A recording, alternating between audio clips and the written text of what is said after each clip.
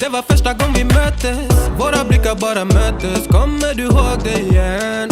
Kommer du ihåg igen? Du vill ha icy little fingers, då du vet det chalas. All in, ingen broms, schackmatt på din vänster hand. Du är så viktig baby, ja du är allians. Du är försiktig baby, men du gav mig en chans. Det är 50-50 baby, men det är balans. Jag växlar upp med dig baby, ingen annan. Det var fan ingen dans på någon ros innan jag träffade någon som det. Baby,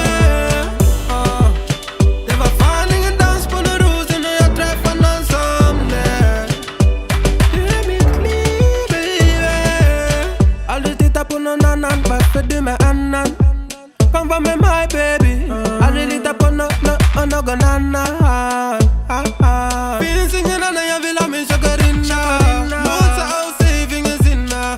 Jag kommer alltid ride with you. 100 gubbe klart jag die for you. Du är så viktig baby, ja du är allians.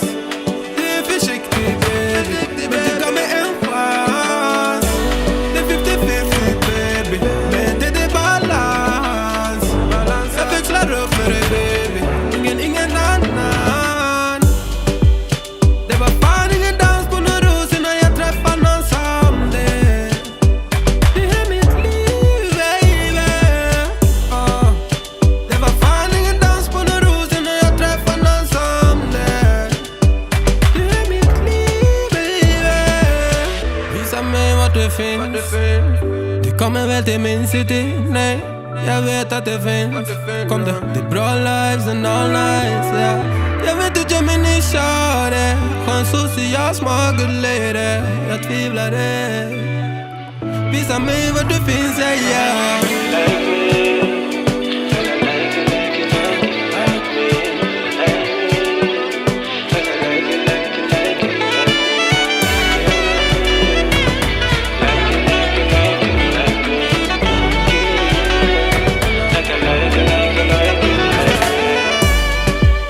Det var fan ingen dans på någon ros innan jag träffade någon som det. Du är mitt liv baby.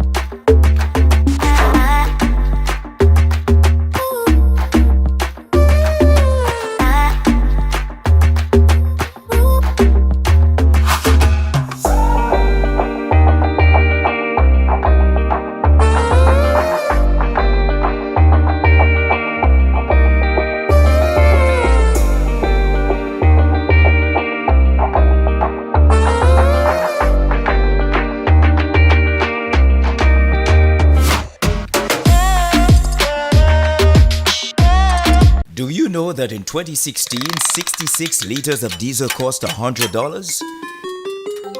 Today, under the P&M, you get 20 liters of diesel for $100. The diesel you paid $100 for under the UNC now costs $327 under the P&M, which directly affects the cost of food, transport, and services. Guess who I'm voting for next time? Welcome to the Leader of the Opposition's Town Hall meeting. We take this opportunity to thank you for coming out and letting your voice be heard. Now, please stand for the national anthem, and then remain standing for the prayer. Thank you. Forged from the love of liberty in the fires of hope and prayer, with boundless faith in our destiny, we solemnly declare, side by side we stand, highlands of the blue Caribbean Sea, this our native land. We pledge our lives to thee. Here every creed and race find an equal place, and may God bless our nation. Here every creed and race find an equal place,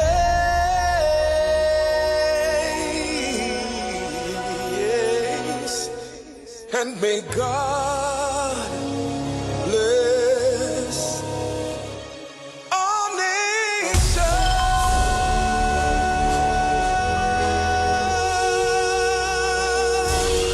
Almighty God, most beneficial and merciful, Creator of the universe and embodiment of divine wisdom and light, we come before you with thanksgiving and praise. May your will be done in our nation as it is in the heavens. Please bless our political leader, party officials, activists, and all the people of Trinidad and Tobago. Give us the grace to always see good, be good, and do good, and the courage to serve the people.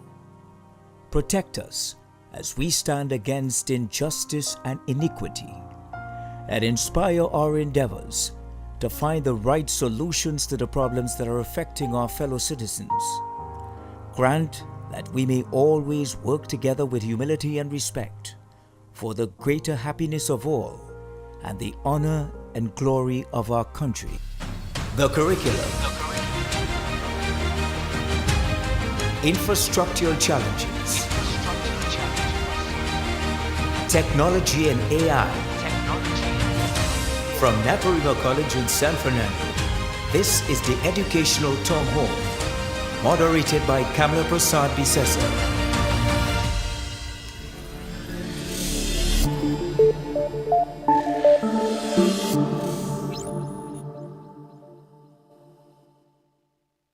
Good evening.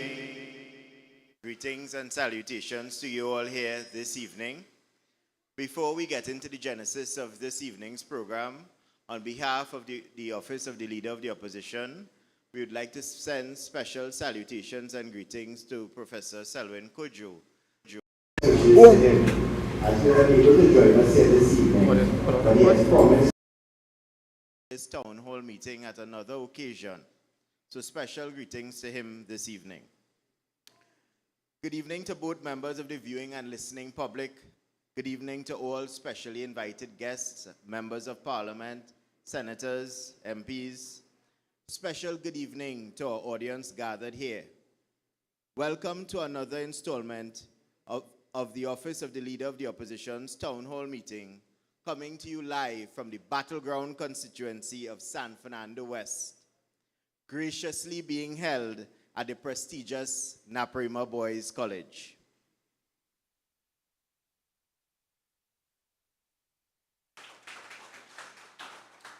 This evening's meeting will be a bit different from what you are accustomed to, as we have traversed the length and breadth of Trinidad and Tobago with these meetings, our focus previously being centered around anti-crime strategies. However, our focus this evening will be on the education sector, which I take no pleasure in saying has severely dilapidated over the last 9 years, producing record lows when it comes to academia and record highs when it comes to school violence and general indiscipline.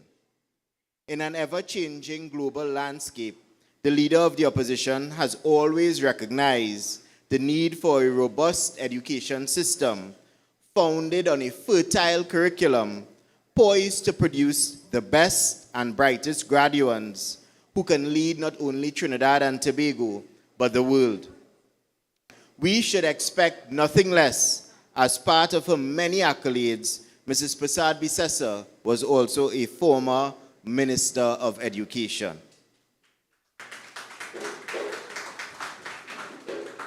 Many would agree, especially from my own household, wherein my mother was a former educator herself, that she was one of the best ministers of education to serve Trinidad and Tobago.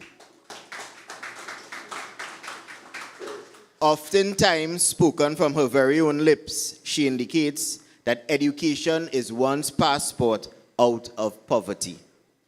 I can emphatically state that truer words have never been spoken. Here this evening, we intend to tackle some of the more searing issues often found being spoken by many a Trinbagonian citizen as it pertains to the education sector. They are the relevance of our current curriculum in meeting the challenges and demands of our society today, ways in which the school curriculum can be improved and how it can be tailored towards our societal needs, addressing the infrastructural challenges at institutions of learning, creating a conducive and efficient environment for our children to learn, the impact of school violence and bullying on our nation's students and the culture of crime in our country, and last but certainly not least, integrating technology and artificial intelligence in our nation's schools, therefore making our students highly competitive to succeed in a global environment. To that end, joining us this evening is a dynamic battery of speakers who possess a wealth of knowledge in this field, from the young and articulate to the more experienced and well-traveled. We are quite humbled to have this panel grace us with their presence. So, without further ado, let's get into this evening's meeting.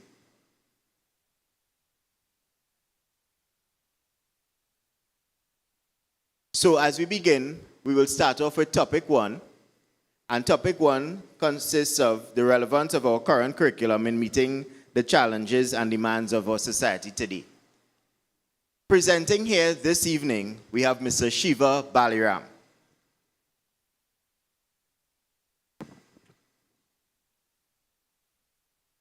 Mr. Shiva G. Baliram is a young attorney at law in Trinidad and Tobago. He earned his Bachelor of Laws with honors from the University of the West Indies St. Augustine campus in 2021 and subsequently obtained his legal education certificate from the Hugh Wooding Law School in 2023. He currently works as an associate professional at the Environmental Management Authority. During his academic tenure, Mr. Baliram demonstrated a strong commitment to environmental issues. He was among the few law students with a background in environmental science to attend the International Student Energy Summit in 2019 held in London.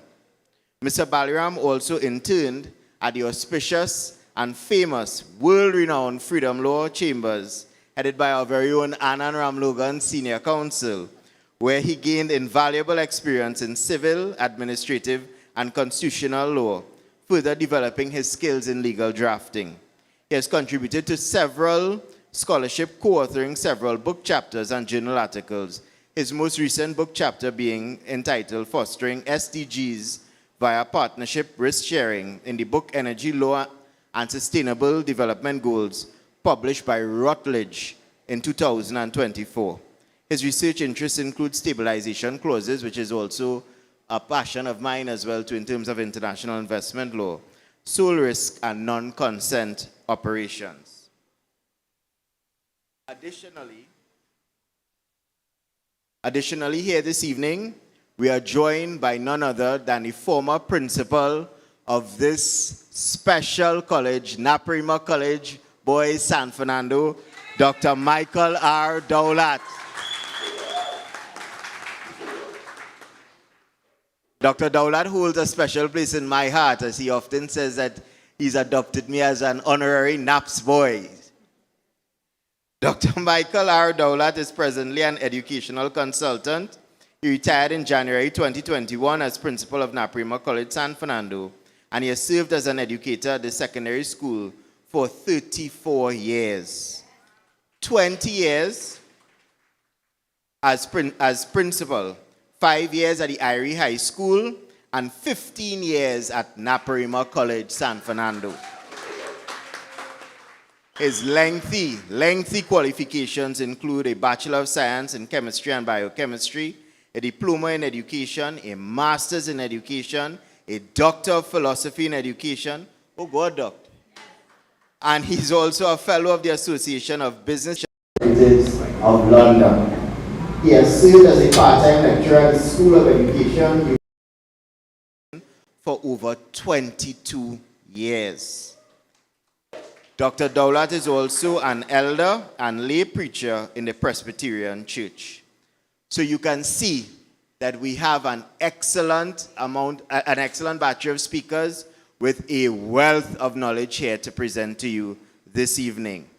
And we are honored to be ably moderated and suitably and aptly moderated by the opposition leader herself, Mrs. Kamla Persad-Bissessar of Senior Council. Mrs. Persad-Bissessar, San Fernando West, welcomes you wholeheartedly to Naparima Boys College. So, the way in which this evening's proceedings will be conducted is that we will have the topic one, which is the relevance of our current curriculum in meeting the challenges and demands of our society today. Each presenter would have 5 minutes to give their presentation on the topic, and we will begin that first topic with Mr. Shiva Baliram. Mr. Baliram? I do apologize. The hall is filled, but there are more people outside than inside, so give everyone a round of applause. As we thank you all, fellow panelists, we thank you all for coming out in numbers. We have resumed our public consultations with you, the people. We started last year, you remember, with a series on anti-crime town hall meetings, which were very successful, and of course we will continue so to do. Based on the success of those, along with the success of our pre-budget consultations, from August to September, we have decided to come back to you, the people. Everything we do is for the people of Trinidad and Tobago. So, as often as possible as we can, we will meet with you throughout the length and breadth to hear your suggestions, to hear your voices, to hear whatever you want to offer to us, your problems, your solutions, and whatever, as I say, answers you may be able to help us to craft to take Trinidad and Tobago forward. I want to thank all of you. And tonight, as you see, we have the young and the not so young, and in between on the panel. I hail out to Professor Cudjoe as well. He's a bit under the weather. That's why he could not join us tonight, but he sends his greetings and is eager to join us on earliest possible occasion. Education, as we all know, is my special project. It has always been close to my heart because we believe education, as Sean reminds us, is the only passport out of poverty. Education is a key to a better quality of life. And we have seen, as we've seen over the 9 years, I ask you today, are you better off today than you were 9 years ago? And therefore, one sector that has collapsed, that has become really in a state of decay is the education sector. We cannot go forward without the education for every child according to their needs. And tonight we'll talk about that. We'll talk about the new technology in education, which we began, but every project we began has been stalled and stopped. So let's get back on the ground. Things have changed from then, and things will continue to change as we go forward. So I welcome all of you again, and thank you very much. Sean has explained our format tonight is different from us just standing at the podium and talking down to you. Tonight we really want to hear from you. We have the mic on the floor, and we will want to hear from each of you. So thank you again as we welcome Attorney at Law Baliram, a young lawyer. I think he's from my own constituency. Oh no, he has migrated to Princestown. So he's a young lawyer coming out of Princestown. Please welcome Mr. Baliram. Thank you all so much, Honorable Opposition Leader. Thank you so much for giving me this opportunity to speak here today. The Honorable Dr. Rudal Munilal, thank you so much, sir, for contacting me and asking me to come out here and speak. And the Honorable Mr. Barry Padarat, thank you so much, sir. Trinidad and Tobago face a visible high youth unemployment rate, with many graduates struggling to find jobs that match their skills and qualifications. We are currently witnessing the brain drain, where most of our skilled nationals are seeking jobs and better opportunities elsewhere. I am a young lawyer and national scholar who graduated with all my certificates and a 6-page resume. And yet I can't find a government job. I applied for so many jobs in the past months, and I'm unable to get an interview. And this needs to change. We have so many doctors, engineers, and lawyers coming out of university and cannot get employment in Trinidad.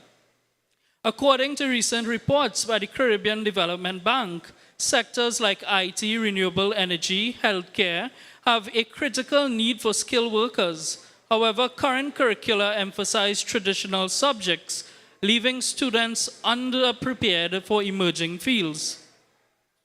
Trinidad and Tobago is heavily reliant on oil and gas and manufacturing jobs, and there is a need for skilled and unskilled labor within these sectors, but our current curriculum does not take much of this into consideration. The world is increasingly driven by science, technology, engineering, and mathematics, STEM, yet few of our students are pursuing these fields at the Cape level. Under the UNC government in 2010 to 2015, we saw initiatives like the NESC campuses opening throughout different locations in Trinidad and Tobago, with one opening in Debe, which I attended, and a drilling academy in St. Madeleine, providing youths with skills for manufacturing and the energy sector. But we need further investment in STEM education, as digital literacy rates here are below the global average. Why are we not introducing coding, data analysis, and cybersecurity in schools to prepare our students for a digital world? Entrepreneurship is vital for the economic growth, yet our curriculum lacks a formal focus on this area. Trinidad and Tobago entrepreneurial activity rate has been stagnant, with many young people lacking basic business knowledge. Financial literacy is also critical, yet we rarely teach budgeting, savings, or investing. Imagine a generation equipped not only with academic knowledge, but with skills to build and sustain businesses. This is the future that we must work for. Crime remains a pressing societal challenge, particularly violent crimes among youth. Social responsibility and ethics education can instill values that deter young people from criminal activities. As a member of CARICOM, and the international community, there is a need for students to be educated about global challenges like climate change, migration, and international corporations. Programs integrating sustainable development, social studies, and cultural awareness could help prepare these students to navigate the interconnected world. Many educators report that the curriculum is outdated and heavily examination-focused, often emphasizing rote learning over practical skills and real-world application. Modernizing the curriculum to include project-based learning and hands-on experience can better prepare students for today's society and economy. Countries like Singapore, Finland, and Canada have removed their curricula to focus on critical thinking, reform their curricula to focus on critical thinking, collaboration, and adaptability traits that are increasingly valuable. Trinidad and Tobago could also benefit by adopting similar models. Thank you.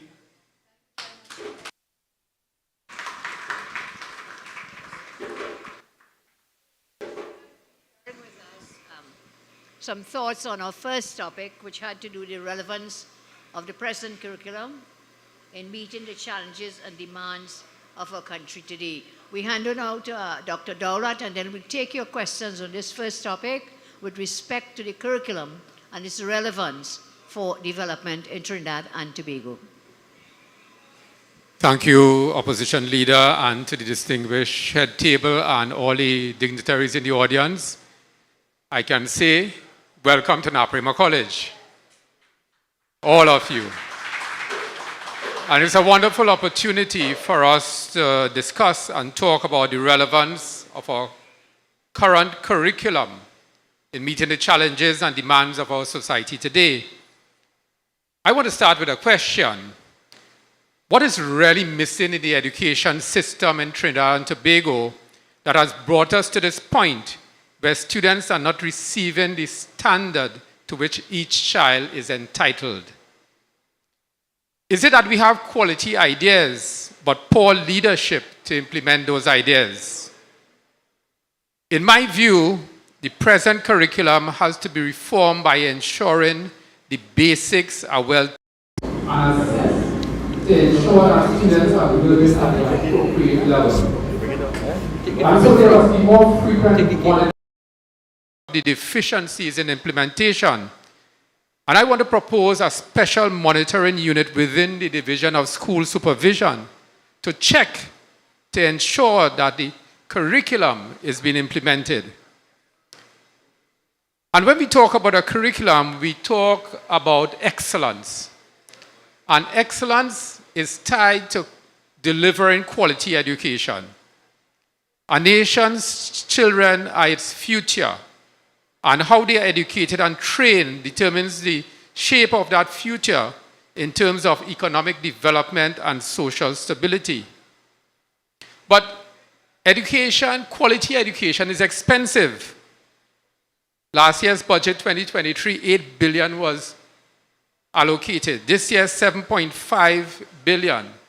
But when we look at the present school system, if school infrastructure is neglected, if staffing is inadequate, and teachers have inadequate training to deliver the required quality of education, how can schools be effective?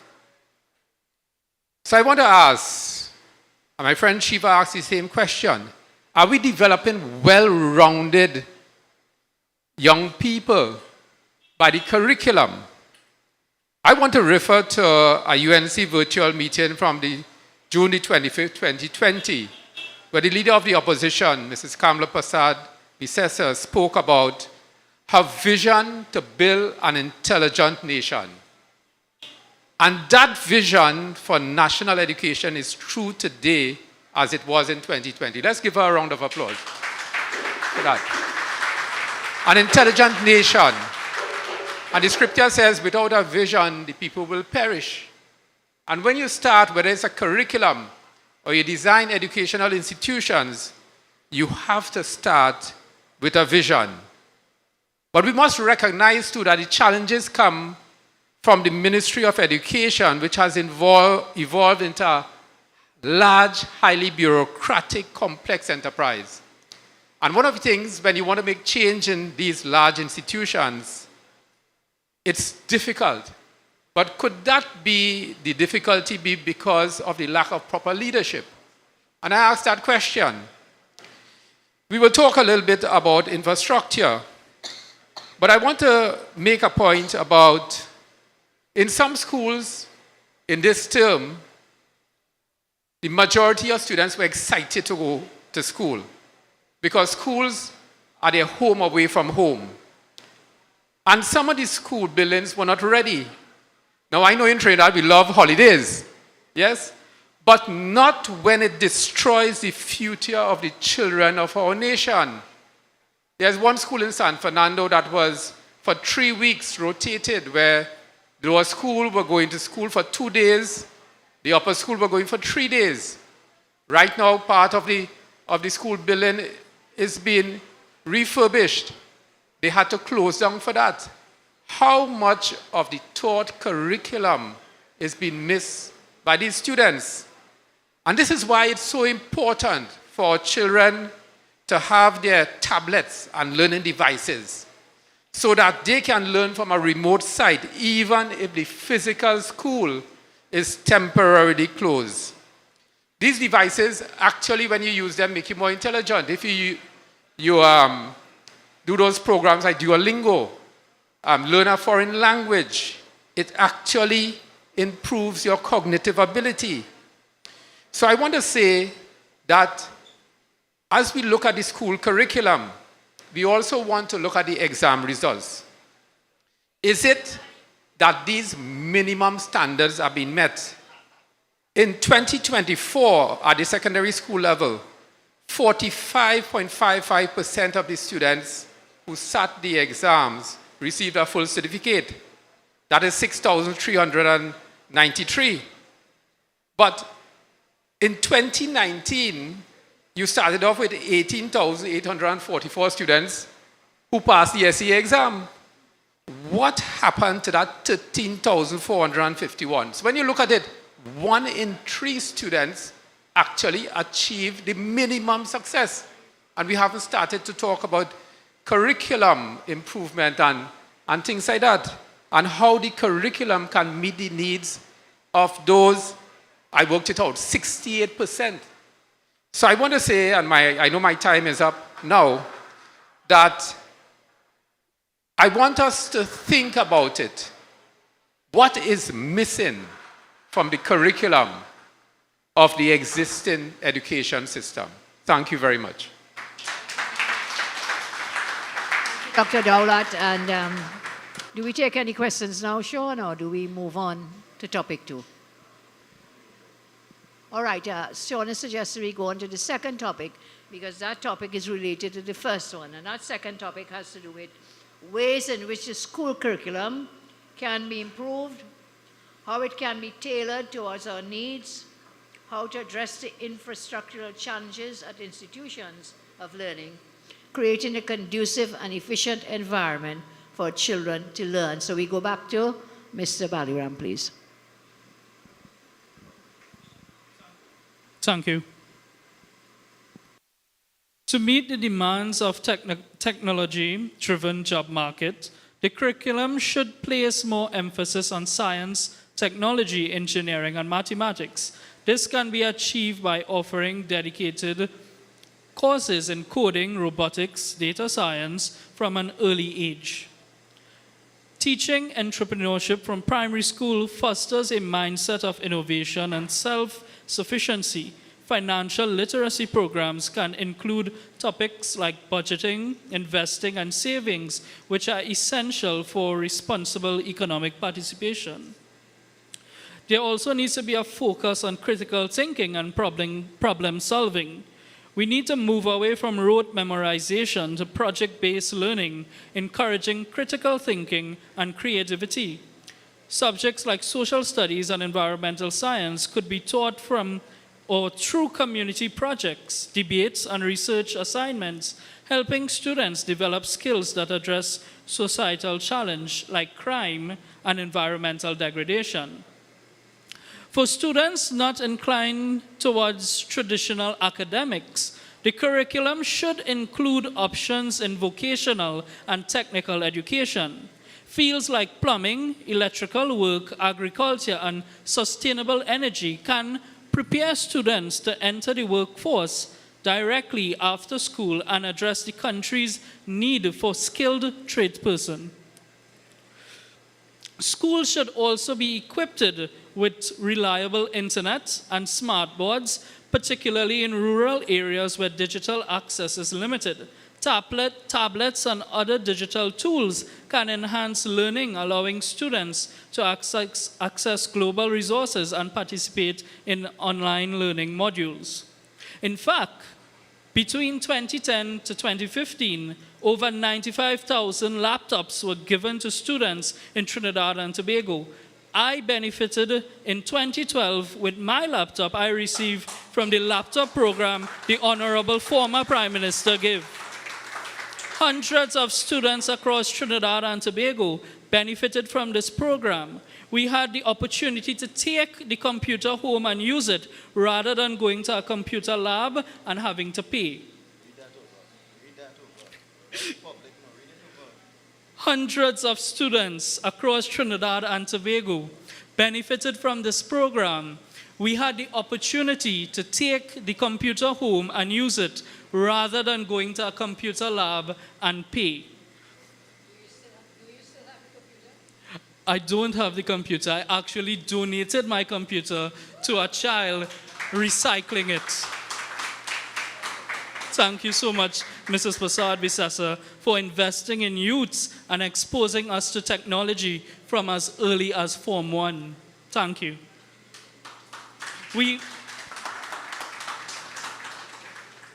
Many schools lack adequate classrooms, libraries, and recreational spaces, which hamper effective learning. The government needs to allocate funds to renovate and expand school buildings, ensuring that students learn in a safe and comfortable environment.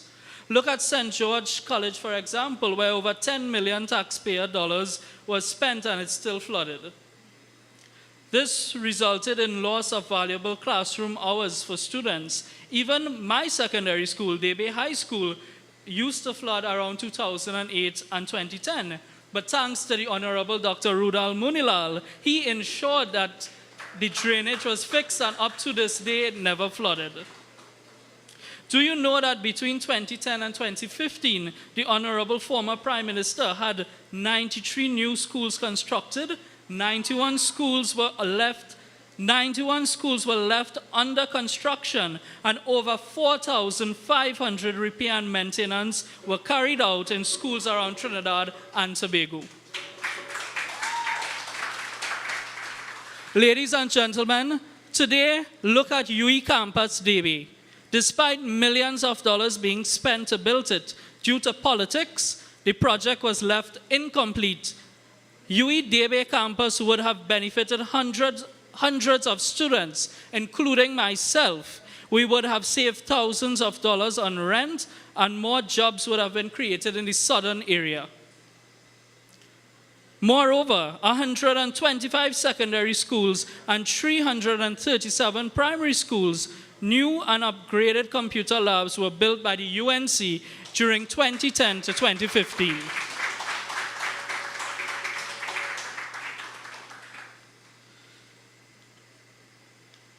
And my time is running out, so I will have to wrap up at this point.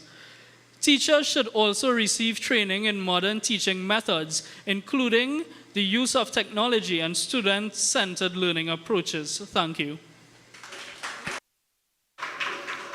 Thank you very much, Shiva. Happy to hear some of the great things we did. Many of those projects have been put on hold. So I'm glad that you're repeating those are some of the things we can do to improve the education sector. I hand over now to Dr. Dowlath. Thank you very much. Ways in which the school curriculum can be improved. In moving from intelligent citizens to an intelligent nation, we have to see schools as more than producing persons who can find a job.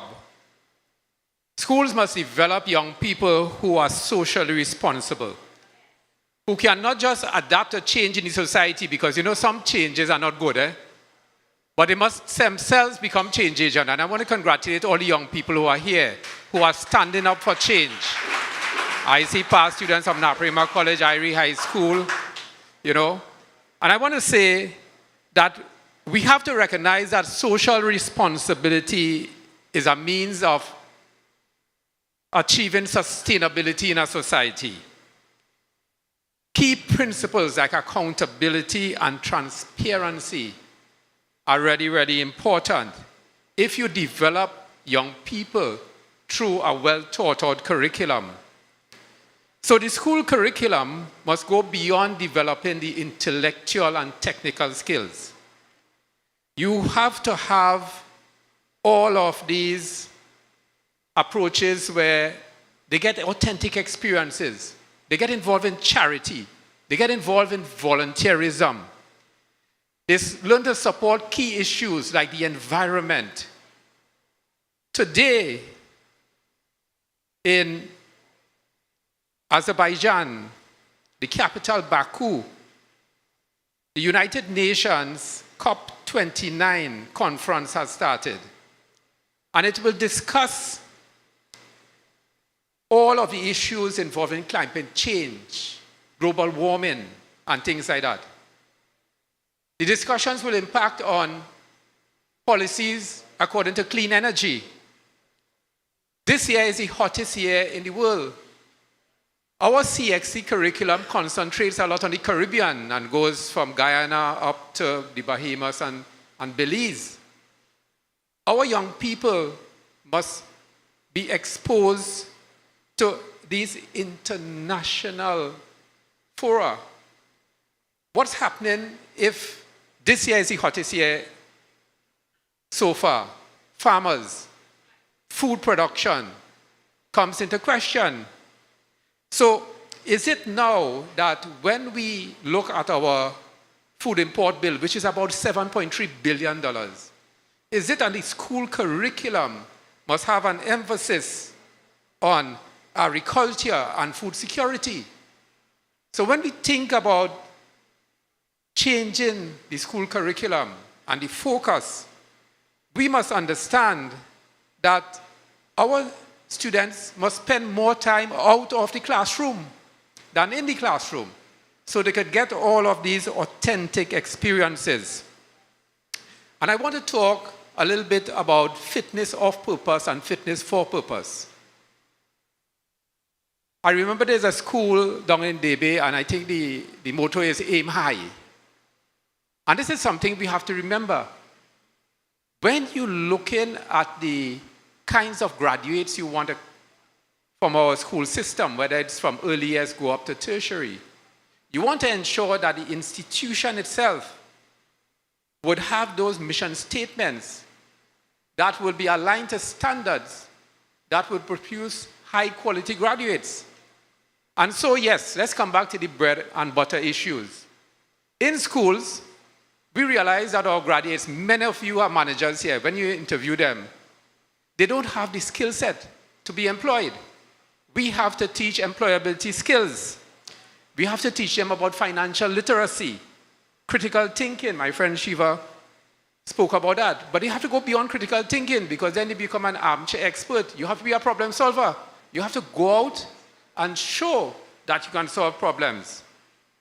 Our young people get so involved in texting in these abbreviated LOL and things like that their communication skills are truncated, they are stunted. So when they have to discuss an idea, sometimes they don't know how to speak. What are the protocols? And one skill that is really, really important is entrepreneurial skills. There are not enough jobs for our young people. And whether they find a job with a multinational or another part of the world, they have to understand that the education has to prepare them in a way They have to learn to be collaborative, to work in teams. They have to be able to communicate. But what is important is this. You know, sometimes we forget basic things like cooking and sewing and home repairs, because when they have to go and live on their own, they have to go and Google and get everyone else to do something for them, even if it's a hammer, a trousers, or a skirt. And I want to say, as we look at changing that curriculum and refocusing it, we have to understand that our graduates, besides being socially responsible, coming back and give to the society, understand that voting is an important thing to make a difference. Yes? Stand up and be counted.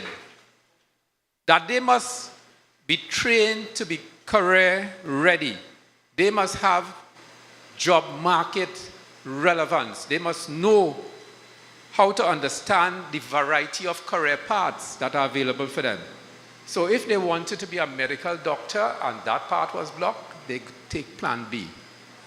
So as I close, I want to say that even our OJT program must be one that prepares our graduates for the workforce.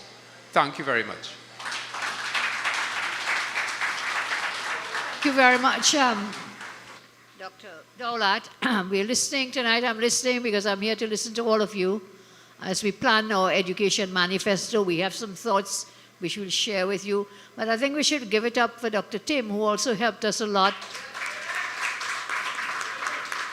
with the laptop program and with the construction of all those schools between 2010 and 2015. So before we go to your comments and your questions, I think we can handle topic 3 now, which has to do with a very serious phenomena taking place in our schools. And it has to do with the impact of school violence and bullying on our nation's students and the culture of crime in our country. We're talking about bullying, okay? We are talking about the culture of crime. We are seeing not just outside of the schools, but in the schools. So I hand over back to Shiva for his thoughts on this topic. Thank you so much. Victims of bullying and school violence often experience anxiety, depression, low self-esteem, and even suicidal thoughts. Chronic exposure to such hostility can have long-term psychological effects, impairing emotional development and resilience. Studies show that students who are bullied or exposed to violence tend to have lower academic performances, or there is an increase in stay at home or absent within the school and higher dropout rates. This in turn limits their future job opportunities and financial stability. For some students, school is one of the first places they witness or experience violence, and repeated exposure can normalize aggressive behavior. Children often model what they see, and without positive interventions, students may come to view violence as acceptable in resolving conflicts. Gangs often target vulnerable students who feel isolated or powerless due to bullying. By offering them protection and a sense of belonging, gangs can recruit young people who are already accustomed to violence in their school environment. In Trinidad and Tobago, many students involved in violent incidents face harsh disciplinary actions like suspension or expulsion, which can punish them further into the margins of society. With limited options for re-enrollment or alternative schooling, some students end up in the juvenile system. This punitive approach, rather than focusing on rehabilitation, can fast-track young people into criminal lifestyles. When school violence is left unaddressed, it sends a message that violence is a normal part of life and that reporting or resisting it is futile. Evidence-based anti-bullying programs which focus on peer mediation, empathy building, and conflict resolution can be implemented in schools. Teaching students to handle disagreements can prevent violence and empower victims to seek help. Did you know that the last government between 2010 and 2015 launched the first ever national student hotline, which provided students around Trinidad and Tobago with professional counseling that was very confidential? Today,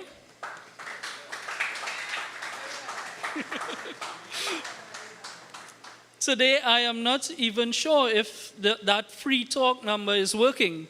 Maybe if it was, the young man from St. Stephen's College in Princestown would have been alive. Schools should have counselors trained to address issues of violence and bullying and to provide mental health support. Also, ladies and gentlemen, the last administration even prioritized school guidance counselors, guidance officers, and social workers in every school throughout the country. There were 700 persons stationed at different schools with educational, behavioral, clinical psychologists looking after students. So this was a great way of helping these students. There was also legislative amendments. For example, during the UNC government, they established and proclaimed the Children's Authority Act, Children's Community Resistance, Foster Care and Nurseries Act, and the Children Act 2012, all aiming towards placing the child interests first. Thank you. Thank you.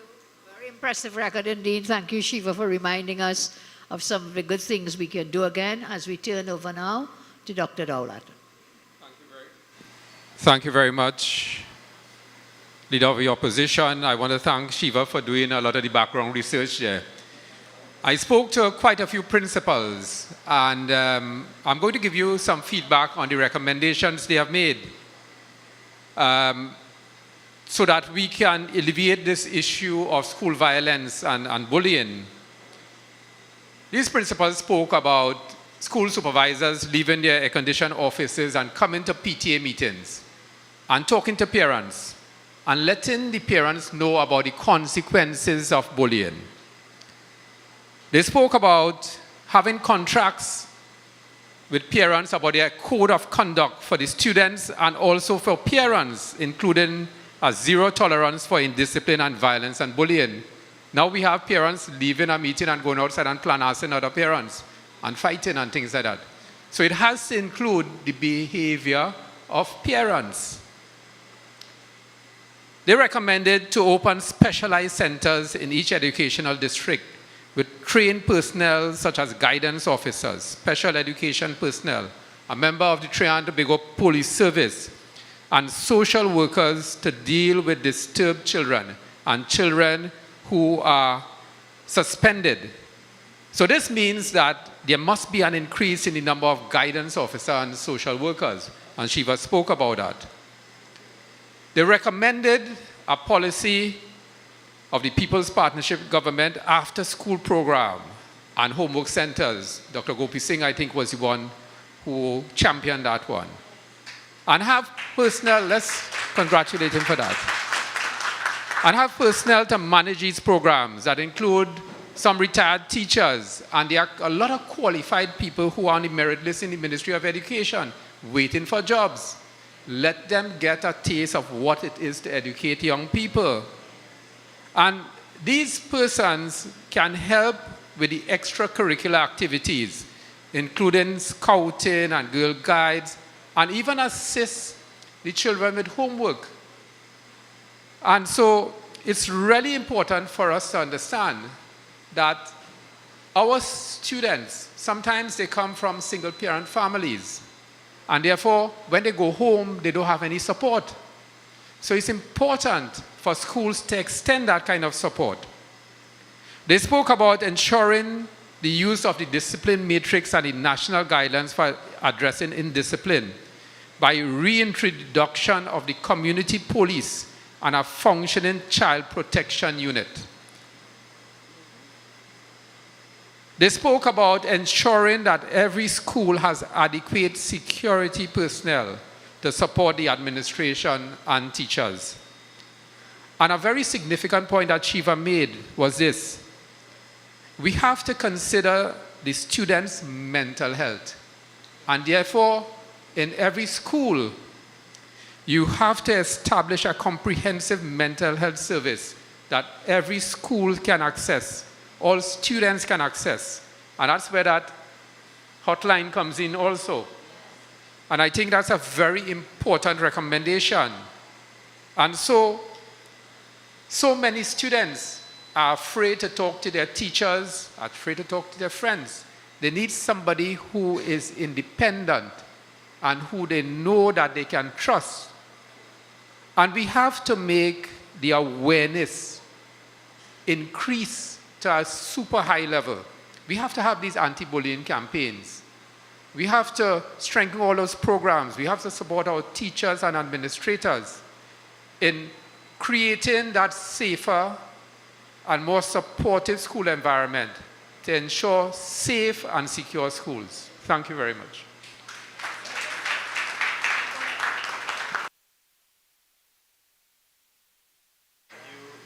Thank you very much, Dr. Dowlath and Shiva. As we move along to the fourth topic, integrating technology and artificial intelligence in our nation's schools, therefore making our students highly competitive to succeed in a global environment. Shiva? Thank you. Thank you so much. One of the most transformative ways artificial intelligence can impact education is through personalized learning. AI-driven systems can assess each student, AI-driven systems can assess each student's strengths, weaknesses, and learning preferences, tailoring lessons planned to suit individual needs. Imagine the impact of a classroom where students who need extra help receive it in real time. A modern education should prepare students for modern careers by introducing coding and computeral thinking from the primary school level. We equip students with essential problem-solving skills. Platforms like Scratch, Code.org, and Python-based tools provide engaging ways to teach programming basics. Additionally, hands-on projects in robotics can give students a first-hand look at AI and engineering concepts. Access to quality education resources is a right and not a privilege. Digital learning platforms can help ensure students in underserved areas have the same opportunities as those in more affluent schools. E-textbooks, online libraries, and digital tools broaden access to knowledge. We live in a globalized world, and students must be prepared to interact with people from diverse cultures. Virtual exchange programs allow students to collaborate with peers from other countries, helping them develop cross-cultural understanding. AI-based research tools also give students access to global knowledge, enabling them to stay informed about international developments in areas like climate change, technology, and even human rights. The ability to analyze and interpret data is invaluable in today's data-driven world. AI tools can teach students how to evaluate information, recognize trends, and make data-informed decisions, skills and critical in the fields like healthcare, government, and business.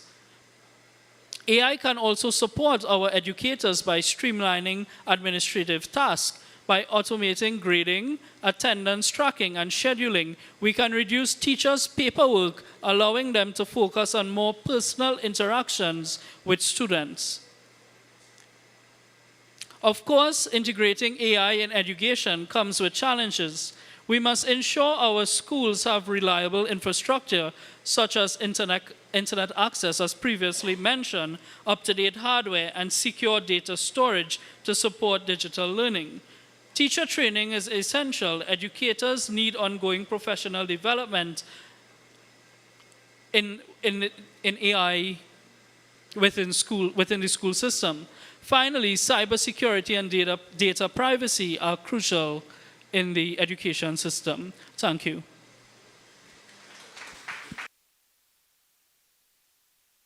Thank you very much, Shiva, for that insightful presentation on artificial intelligence, as we hand over to Dr. Dowlath for his views on the same topic. Dr. Dowlath. Thank you very much, Sobers. I want to say that AI is a tool, artificial intelligence, to be used to enhance the curriculum.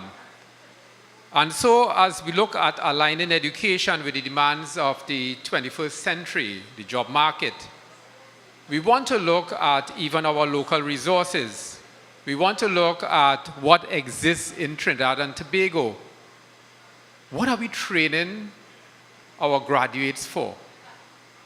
To be socially responsible, to come back. So AI has to be used to develop our teachers, to empower our teachers, so that they themselves, first of all, will understand the power of AI. All the young people, they are digital natives, but they are good at social media. It does not mean that they are good at the technology. And so therefore, it's really important for us first to launch a nationwide training program for all our teachers. And that program will enhance their digital literacy and their familiarity with AI. We hear about it, we know about it, but what is the significant impact it can make about allowing our learners to talk about and understand when they go out, they're going out into a world in Trinidad and Tobago where you are diversifying from oil and gas. How will AI help you with that? How will AI help you in agriculture, in tourism, in cultural activities? And there are a whole set of applications, and I'm hoping to hear from the young people here because they are the experts, or they think they are the experts. But I want to say that since schools are still the vehicle for the transmission of knowledge and for the development of critical thinking and problem-solving skills and developing young people to becoming socially responsible, we also have to consider the ethics of using AI. And my understanding of AI is that it has not developed to a point where it can make those human decisions. It's still at the stage where it's robotic and it's black and white. And so when you talk about empathy, when you talk about caring, when you talk about love, I know a lot of the developers are trying to get their AI devices to imitate, and send these hearts and all of these nice things to make you feel warm and caring. But we have to understand that you still need humans at the center of the educational process. Education is a human endeavor. And so we have to understand the human development skills. And so AI development is important. So we have to give incentives for our teachers to get involved in those programs, and especially those who have the talent. We need to take them and to use them as mentors for others so that AI can be implemented as quickly as possible. But from my experience, I want to say this. There are many schools that are still lacking internet connectivity and the kinds of technology, equipment, and things like that. So you still have to integrate those best practices, some of those traditional techniques together with the AI. So you work smarter, not harder. You remember long ago, we would sit and the teacher would make us copy over the textbook, and we will have to. Now with AI, you are able to get all of the content. You're able to get all of the subject matter. You are even guided and prompted as you work out your problems. And so we want to work smart. We are moving from intelligent citizens to an intelligent nation. So I want to say as I conclude that we need also to resource our schools with the appropriate technology. And so when at the beginning I spoke about built for purpose, yes, we need libraries, but the library must be built for purpose. It must be filled with all of this technology. We need the computer science labs, but it's not just the hardware. We need to have the appropriate software. All of the science labs, Shiva spoke about STEM. A lot of technology now is used in ensuring that our young people understand the sciences, the science, the technology, the engineering, the maths. So I want to say, as we conclude, that school infrastructure is important. You need safe and secure environments. But we have to understand that as we look to develop caring, social responsible young people, people who will go on to make a difference in the society, who will become change agents, who will make the future better, we need to educate better. Thank you very much. Thank you very much. This has been a tremendously learning exercise for many of us. And I think Shiva and Dr. Dowlath make a good tag team. And I don't know if you met before to plan, but you're synchronized very, very well. Give them a round of applause, please. It means that we have a lot of good things to come, a lot of good ideas and thoughts that we can work together. But now we want to hear from you. So the floor is now open. Let's have some ground rules, please. So when you get the mic, don't keep it for the rest of the night. There are other persons who would like to speak, so make your points and let's move along. So when you come to the mic, state your name and your particular area of interest, okay? And we'll be listening to you. The mic should be turned the other way around, so the presenter's back is not to the cameras. Yeah. No, their back could be to the stage, but not to the cameras, because we need to capture. We will keep all of this footage, or PR and others. We'll put it together to guide us as we go forward. The floor is now open. Pleasant good evening, everyone.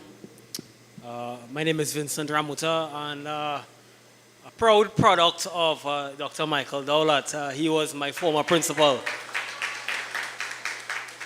Dr. Dowlath would have invested in me when I went to Irie High School.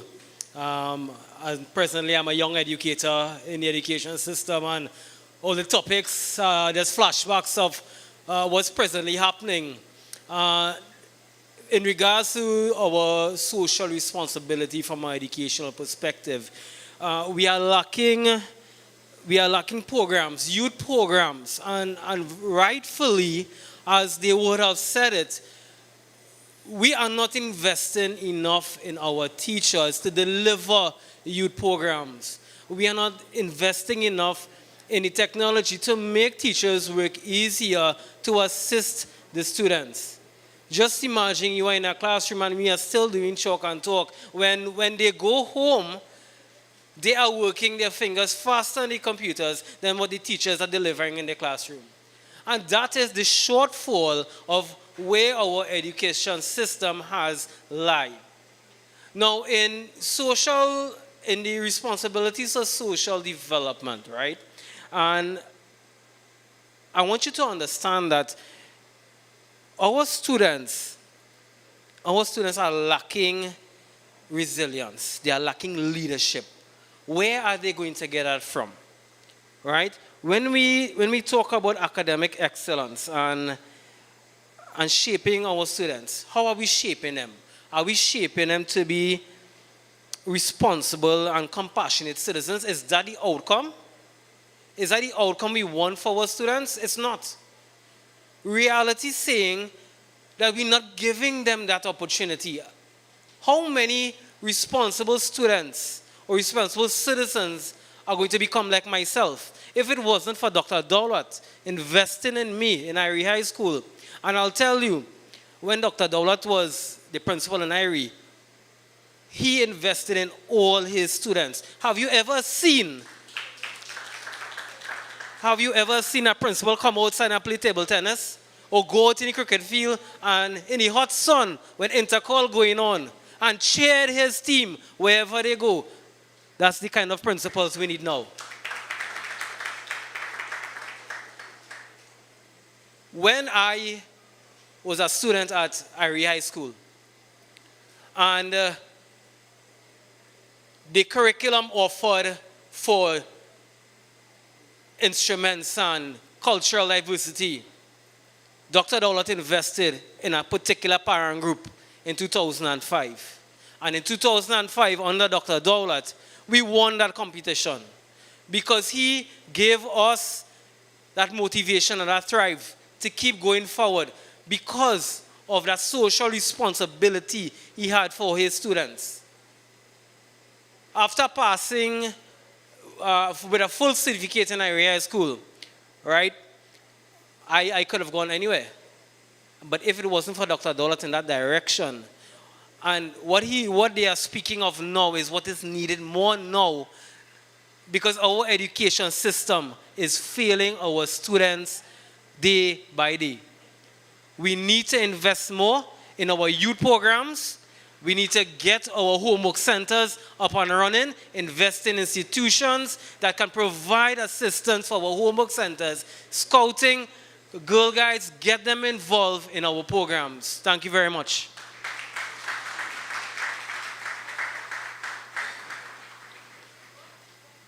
Very much. Good evening, everyone. I'd like to thank the organizers, the leader of the opposition, the Honorable Mrs. Kamla Persad-Bissessar of Senior Council, Professor Selwyn Cudjoe in his absence, and of course, Dr. Michael Dowlath for inviting me to share my thoughts on drama and arts education. Really, I'm here to talk about the journey. My name is Daniel Batiste. I'm a past student of Naprima College. I was actually in this classroom right here. And I'm here to talk about the journey that brought me here, the transformative power of the arts to change lives. So let me take you back a few years when I was a student at Naprima College. You know, school filled with ambitious students aiming at top results, respected careers, the traditional path. And then one day I find myself standing. I'm here to tell a story because I'm in drama and I don't want to bore you all. So I'm here to tell a story. So one day I find myself standing, I think it was in this classroom, looking at those blank tanks, and something was pulling me to a different direction. It was drama. It was performing arts. Now, pursuing performing arts at the Cape level in Naprima College at that time was literally crazy. There was no one who had ever done it. It was the first time in history that 3 students from Naprima College decided to take the leap. And under the support of Dr. Michael Dowlath and our drama teacher, we were able to merit list first, second, and third in the Caribbean. Now, thank you. I can remember the look on my parents' faces when I told them I wanted to do drama. It was pure confusion, a little worry, and just a dash of, you sure you know what you're doing, boy? And it wasn't easy. You know, some days it would just be the 3 of us in a classroom, our voices bouncing off empty walls. This wasn't a timetable subject. We would use our lunch times and our after-school hours and the weekends to pursue this. Late hours, working until the school wanted to kick us out. And it was in that adversity and those challenges where we found our resilience. We found our autonomy. And I personally found myself. That is when I knew that drama wasn't only about acting, it was about impacting lives and reaching people through creativity and innovation. So from that moment, we knew that we wanted to build something bigger, something that would challenge, nurture, and inspire talents across Trinidad and Tobago. And so DNA Productions was born. That was our theater company that we began. And Dr. Michael Dowlath was so instrumental in those early stages. We were just young theater kids. We started small, looking for any space to rehearse whenever and wherever we could. Just wanting to make art because We really couldn't see ourselves doing anything different. Dr. Michael Dowlath ensured that we had a safe and protected environment in Naprima College to rehearse. Yes, thank you again. He ensured that we received ministry approval for our commercial theatrical productions, reaching so many schools in Trinidad and Tobago. And he was so instrumental in those early days. And our journey didn't stop there. We topped the Caribbean at the Regional Secondary School Drama Festival, making history for Trinidad and Tobago and Naprima College. We had to raise over $150,000 by ourselves. I don't know how, I was a student, but Dr. Michael Dowlath ensured that I was in Antigua performing. And it was wonderful. We came home champions, breaking history, winning over 10 most outstanding awards. And then a new opportunity came up. A festival, prestigious one from Scotland. They invited us to perform. And we were so ecstatic because this was a testament to the hard work and dedication we had poured into our craft. However, we couldn't raise that level of funding and we couldn't go. And to this day, the question that remains with me is, why is it so hard to receive support for the arts when we have proven what we are capable of and what's the possibilities? So now, fast forward about 6 years, DNA Productions is now an established production company and artistic school. We have impacted over 6,000 students across 60 plus schools in Trinidad and Tobago. We have created job opportunities for over 150 entrepreneurs and creatives. And only in 2024, we have enrolled almost 200 aspiring performers. Imagine if Dr. Dowlath did not invest in me all those years ago, there's a huge possibility that 6,000 plus students in our country would not have been impacted. And this is just the beginning. We aren't just teaching them drama. We're teaching them to find their voices, to build confidence, and to go out into a world with a spirit of excellence, understanding their principles, grounded human beings. Our vision for Trinidad and Tobago is a future where the arts is made accessible. High quality artistic programs being made accessible for both primary and secondary schools. I imagine after school classes and creative camps are safe, protected spaces, creative spaces where young people can come together and share themselves, feel empowered to find a solution and solve it. Because when we're teaching someone to be a creator, we're teaching them to create a new way of thinking, to think critically, to understand and view the world through a lens of empathy and imagination. See, expanding arts education isn't just about getting better performers and entertainers. It's about building a sustainable and dynamic workforce, my time, and investing in it. So I'll cut this speech really quickly and say to those of you out there, join us, just like Dr. Michael Dowlath, in creating a legacy where the arts is appreciated, where the arts is valued. Thank you. Daniel is talking to us. We spoke earlier, topic 1 was about curriculum and what we do with it. And he's telling us about the advantages of the arts in education, arts and drama. So it's a very good lesson for us, and we want to thank him for sharing his story with us. Good night to the opposition leader. Good night to the members of parliament and ladies and gentlemen. I would like to start with a phrase from Nelson Mandela. Education is the most powerful tool which can be used to change the world. My name is Alexis Alvarez Biebert, most known as Alex Biebert or Mr. Biebert on social media. I do social media influencing, which consists of content basically speaking about like problems that we face in Trinidad and Tobago. I want to speak about the value of education. When I arrived to Trinidad and Tobago, I dreamed of continuing my studies and building a future here. I enrolled at Presentation College. Big up everybody from Presentation.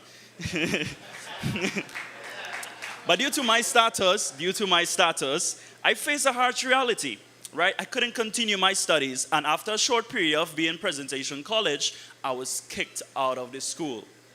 Yes, ladies and gentlemen, they called the principal, they informed him that he had a foreign student in the school, and they said he cannot continue studying there.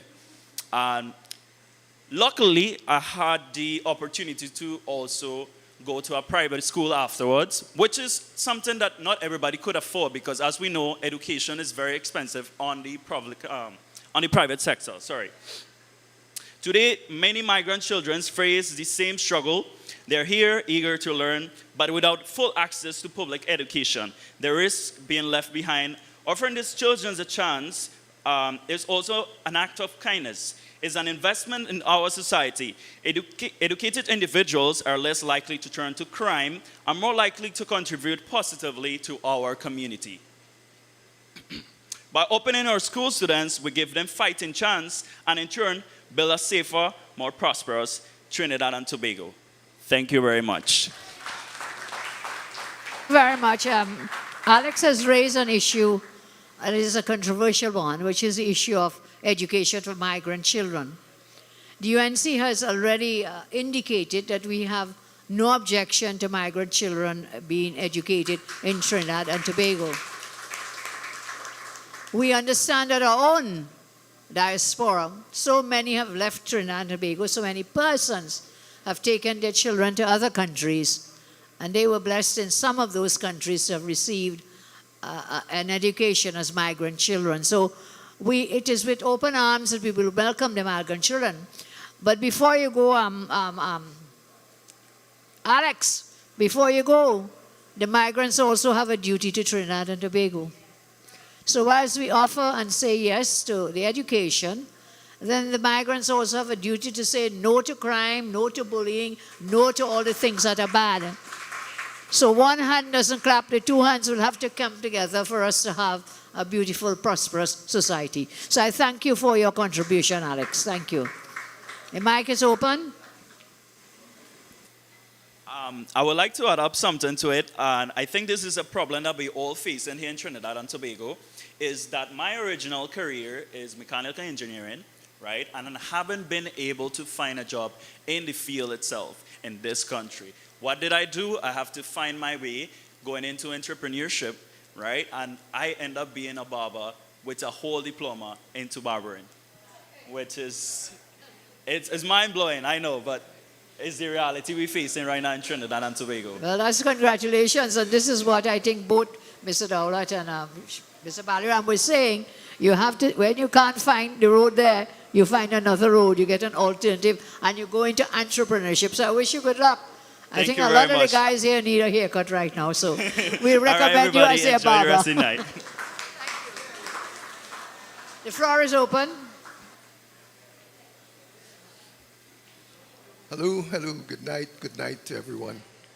Honorable Leader, distinguished members of the head table, and I'm seeing so many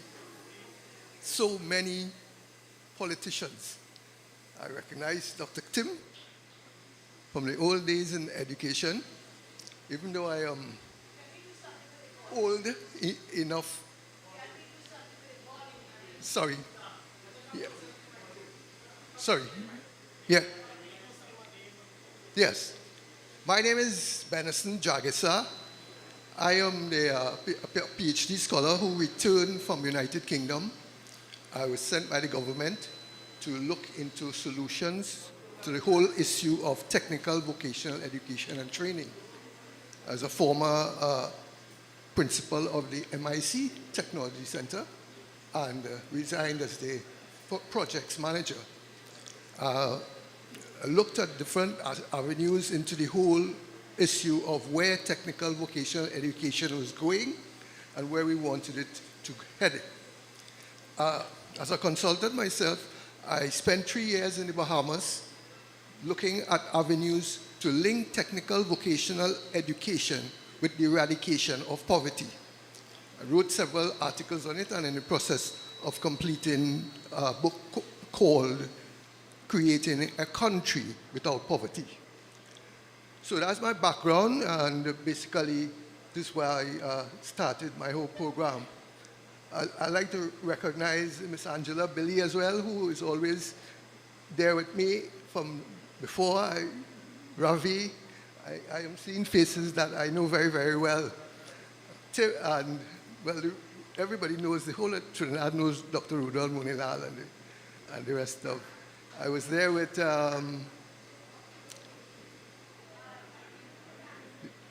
Indara Singh when he was a chairman, or he was on the board of MIC with us, thinking that those days. So, you know, it's good I come in with the young people because, you know, I still looking young, you know. So perhaps that's important.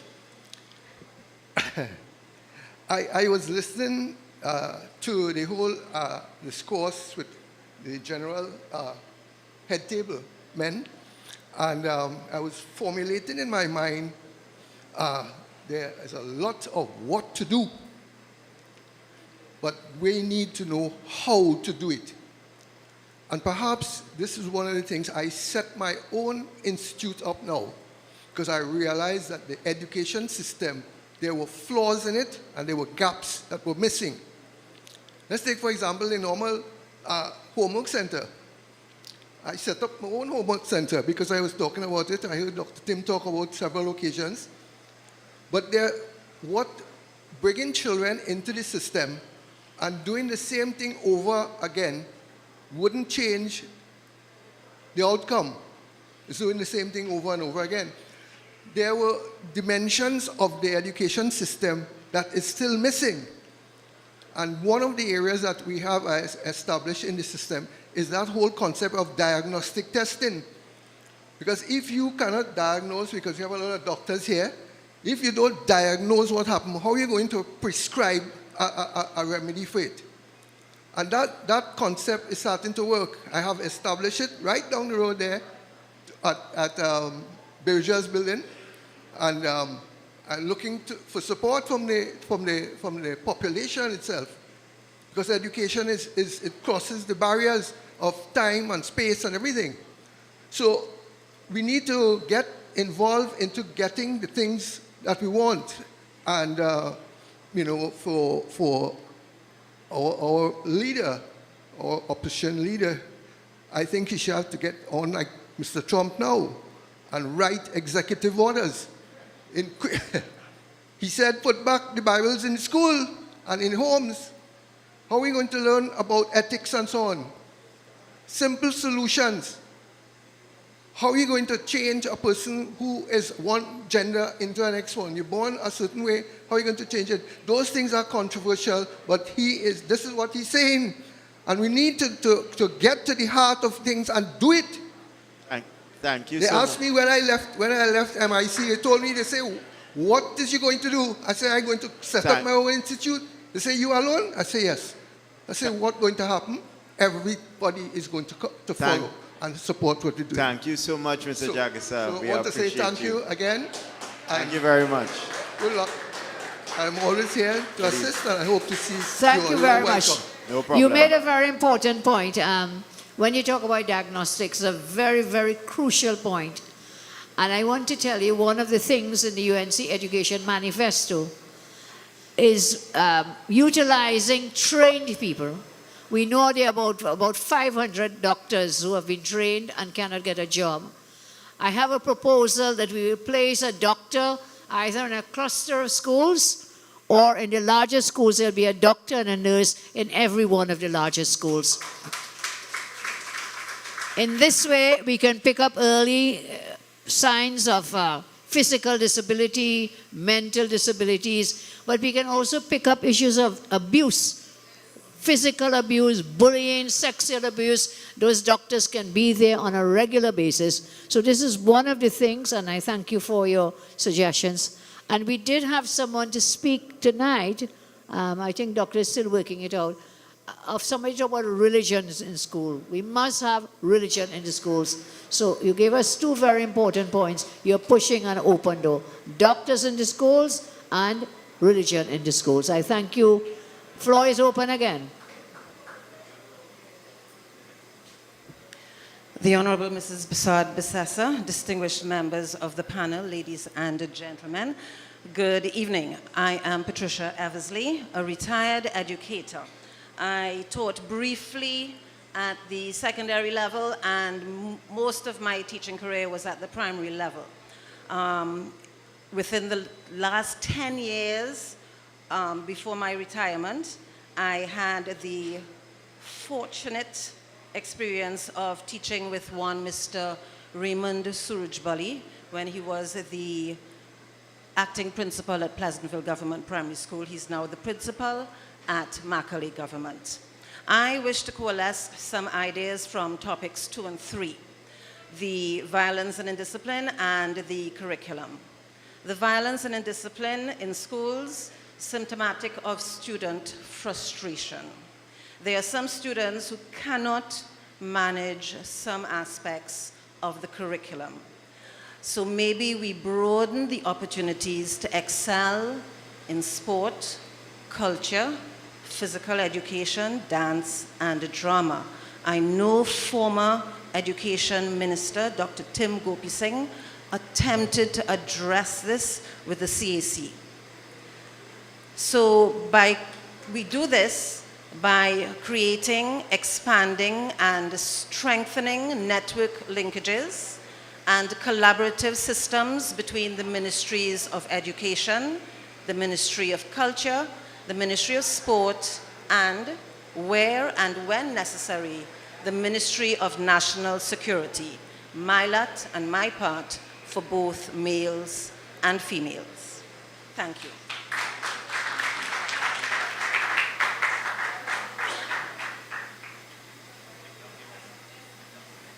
Good night, everyone. My name is Brenzel McKenzie. I'm a former student of Presentation College, San Fernando. Good night to the panel. Nice, nice. I would just like to touch on a few topics, a few points that I made throughout the entire presentation. The first thing being environmental factors. We could talk all night about the curriculum and its challenges, but we first need to address the fact that our students, specifically the ones in the forgotten schools, are firstly affected by environmental factors. If we look at Gasparillo Secondary, St. Madeleine Secondary, Pleasantville Secondary, San Fernando East, Old Tech, Modsec, the list goes on. These are schools that have been in severe need of renovations. If we look at Gasparillo Secondary still uses louvers as their form of temperature control. As stated by Dr. Dowlath, this year has been one of the hottest years to date. Imagine being a student and trying to get an education, focusing on a teacher, and your only form of temperature control is a fan that's circulating hot air and louvers that are older than you. In addition to that, we need to take into consideration the teachers are severely affected by these things. We need to have some sort of motivation to the teachers to teach our children in the way that they deserve. This leads me to my second point. Additional subjects or trade skills to be introduced to the schools. Not everyone could be a part of the STEM programs. In addition to scientists, engineers, and lawyers, our society, in order to be diverse, we also need barbers, estheticians, singers, we need dancers, we need musicians, we need massage therapists, graphic designers. Me personally, I've been working in the oil and gas industry since I turned 18 in 2021. Fast forward 3 years to 2024, and I'm still in this industry. The only difference is now, this year, I started my diploma in drilling rig operations with NESC. I work 12-hour shifts, Sunday to Sunday, and I attend school Monday to Friday, 8 a.m. to 3 p.m., and then back to work 6 to 6. Not everybody my age, I'm 20 years of age right now. Not everybody my age could endure this type of stress on their body. It is mentally challenging and physically challenging. And this is the struggle that I have to go through in order to help my family and get my education at the same time at this age of 20, and it shouldn't be so. My third point is lack of job creation and opportunities. We could offer the youth training programs and trade courses from now till the end of time. The main deterrent the youths face from these development programs is the lack of job availability upon completion of these programs and courses. If there's no incentive for the youths after investing months or years of their time to attend these programs, most times out of pocket, then they would never be interested. We need to remember, we live in a period where crime is at an all-time high. And if there's a man telling our children, if you sell so by so amount of this, I will pay you this at the end of the day, our children are going to run down the fast money. My fourth point would be the implementation of technology in education.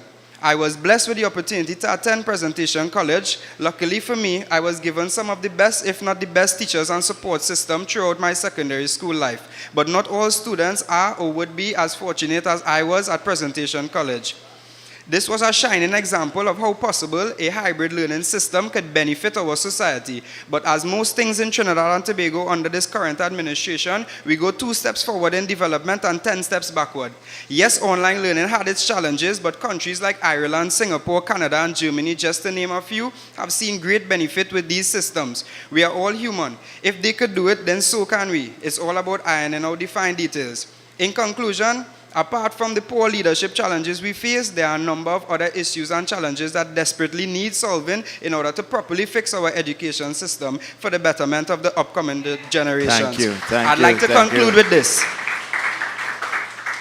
We do not inherit the earth from our ancestors, we borrow it from our children. Everybody have a great and safe night. Thank you for having me, panel. It was a pleasure being here. Well done. For those who don't know, I am also a political activist on Instagram and TikTok. My name is Gizmo, and I speak on a lot of these day-to-day challenges that we as youth in politics face. So if you all want, you can look me up on TikTok or Instagram, gizmo.ta. Thanks, Gizmo. We'll have to give you a form so that you can join the United National Congress, apart from being a past student of Presentation College.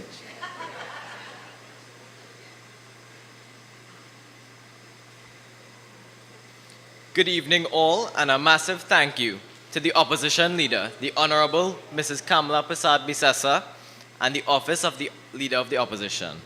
My name is Aaron Rupnarain. I'm a Form 6 student of Naparima College, where we are having this very town hall meeting tonight. And I was also a student during Dr. Dowlath's tenure as principal at this very institution. I would like to emphasize how very excited and proud I feel as a young man to see one of my personal mentors, Dr. Michael Dowlath, on this platform tonight, bringing his wealth of wisdom and his decades of experience as a highly successful educator. All around the globe, education is a necessity to the youth of our world, being the tool through which young minds are molded into productive citizens of our country. And in this complex and ever-changing educational climate, I have no doubt he will bring the much-needed change to our education system and to our young people. Thank you.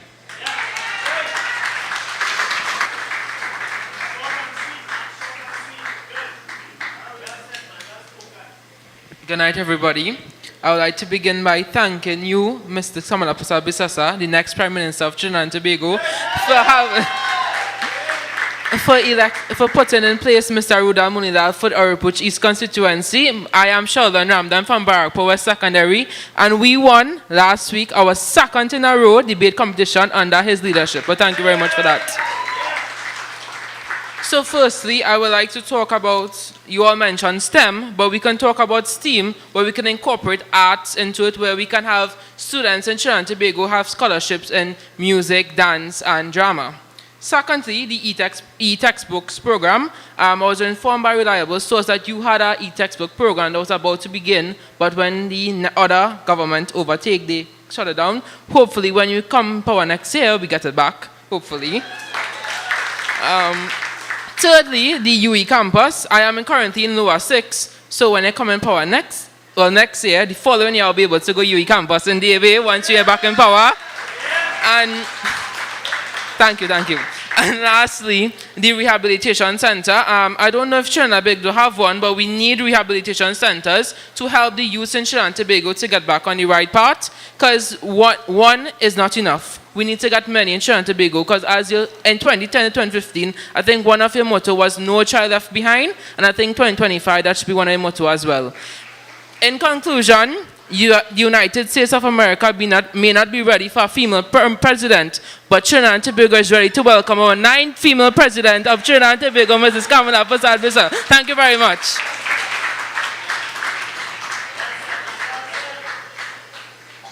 Good evening, everyone. My name is Faith Patterson, and I am a student of Persad Secondary School, a Form 2 student.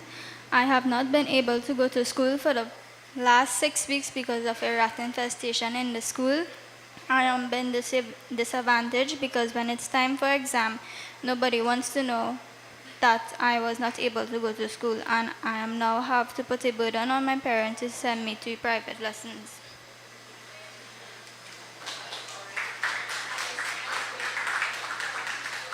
Persad is telling us she cannot go to school because of the rat infestation. This has been around for a while. The Minister of Education seems to care or not care, and it's really a sad state of affairs. So students went through COVID, they couldn't go to school for 2 years, and now you have a rat infestation. I read about it every day. My heart bleeds for the students there, and in so many other schools where we mentioned the infrastructure is in a really poor state of affairs. So I will ask my MP for that area for Persad. Let us please get onto it, and let us get onto it now as fast as we can. Who is the MP for Persad, please? Have you done anything about it? Okay, send a release. You may have to do more than a release. You may have to gather the parents, file a motion in the parliament. You need to get proactive. This is really so intolerable. So let's work on it, please, MP. Thank you. Sorry, young miss, you had to come out here tonight. I hope you get back home safe. Go ahead, ma'am. Good night, everyone. Assalamu alaikum, Sitaram. And good night to our future Prime Minister, Ms. Kamla Persad-Bissessar. What I'm about to say is truth. It's coming from my heart. And I would like to thank the Member of Parliament, Alicia Ali. And I would like to thank Member for Caroni East, Dr. Rashad Sicharan, for helping me out the last 4.5 years. I have just crossed the floor less than a month ago, and I'm officially now a UNC member. And,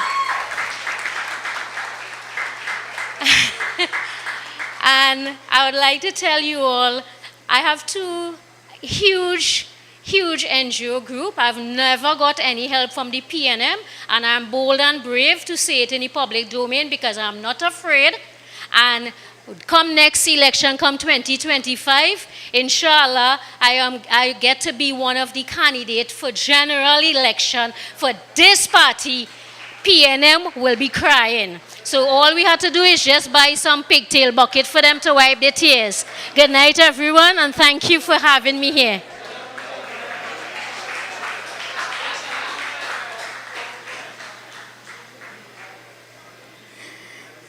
Good night to the panel.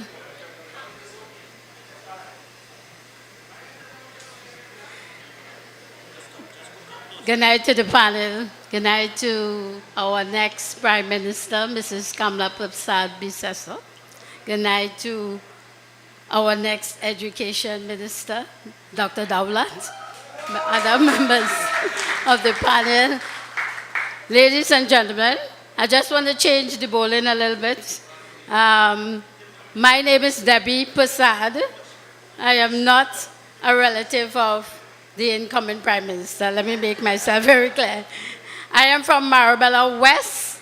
I am from the great constituency of San Fernando West that will take the UNC across the line in the next election.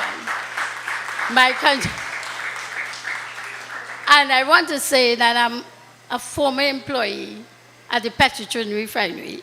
My contribution tonight is based on observations and conversations that I would have had with primary school students, their parents, and educators for primary school students. Okay? So what I will do is give you the common problem, well, at least two, and my suggested recommendation for the next education minister. So the common problem. One, primary school children today are bombarded with too many projects. Most parents do projects themselves, either because they want their children to be the best, simply the best, they want their children to be simply the best, or there's too short of a time for submissions, and this is why parents tend to do the projects. Secondly, too much homework. Too much homework is given to primary school students on a daily basis, and there's not enough time for children to review the day's work, far less the terms or the year's work.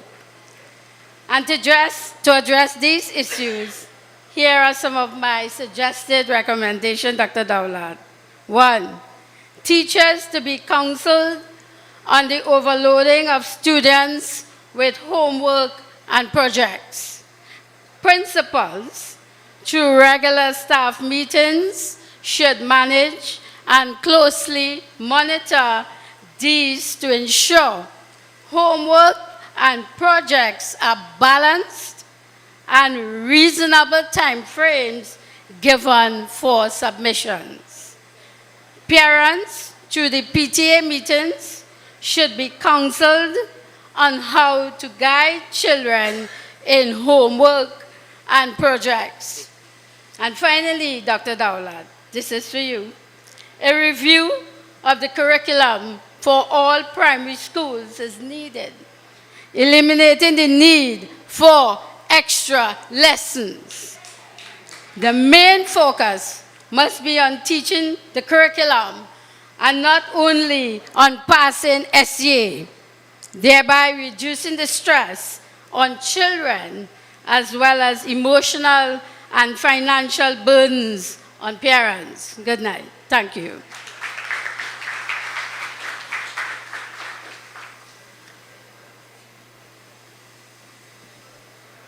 Good night, everyone. Good night to the Honorable Opposition Leader, Mrs. Kamla Persad-Bissessar. Good night to members of the panel. My name is Vijay Angadine from the Williamsville area.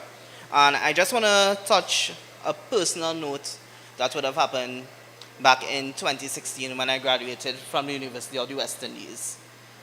2015 was the general election. 2015 was the general election. 2016 I graduated. And it took me more than 1 year to get a job. And luckily I got one. So when 2016 reached and I got that job, 2017, and I got that job, I was like, yes, I'm lucky, because I knew I had friends who I graduated with, and they were still unemployed, even for about 2 to 3 years later. And I could say for sure that the track record has continued. I want to touch on the OJT program. Recently in the Standing Finance Committee meeting, the Minister of Labor said that they are going to hire more OJT trainees in the next fiscal year. But recently, in the season of graduation, there's an article on TNT's brain drain that is on The Guardian. It is said that data from the Ministry of Labor indicate that the number of OJTs assigned to public institutions has progressively declined from 2019 to present. Right?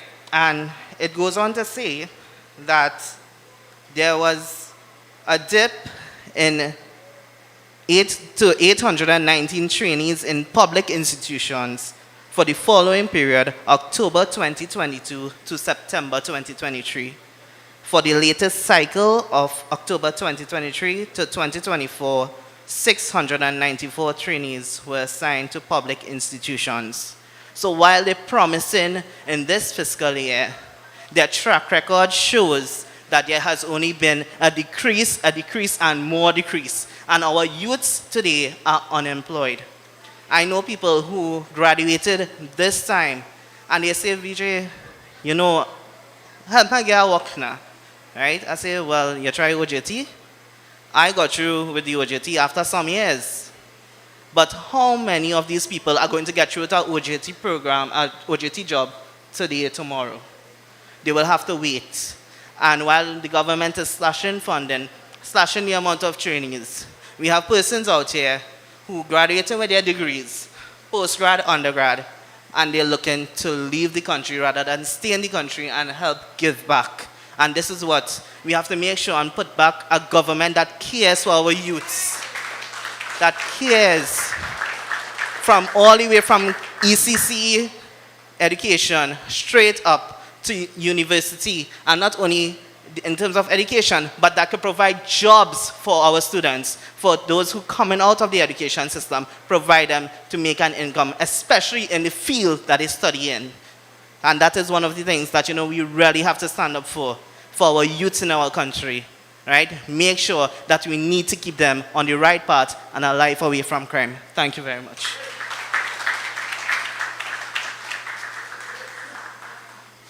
Good night to the Honorable Leader of the Opposition, Mr. Chairman, other men on chairs.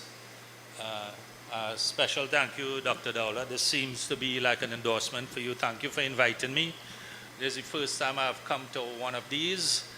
As you fully well aware, I'm in retirement, but I felt it necessary, since it was on education, that I should come, and I was asked by Willie to say something.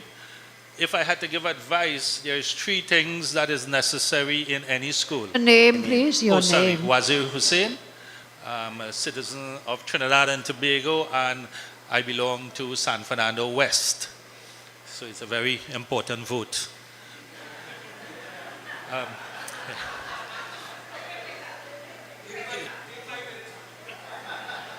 So basically the advice I will give, because I've reached the stage, when different people ask me things, I tell them I'm a happy camper. I know I live in a strong fourth world country. I get water once every 2 weeks. I could go in the hospital.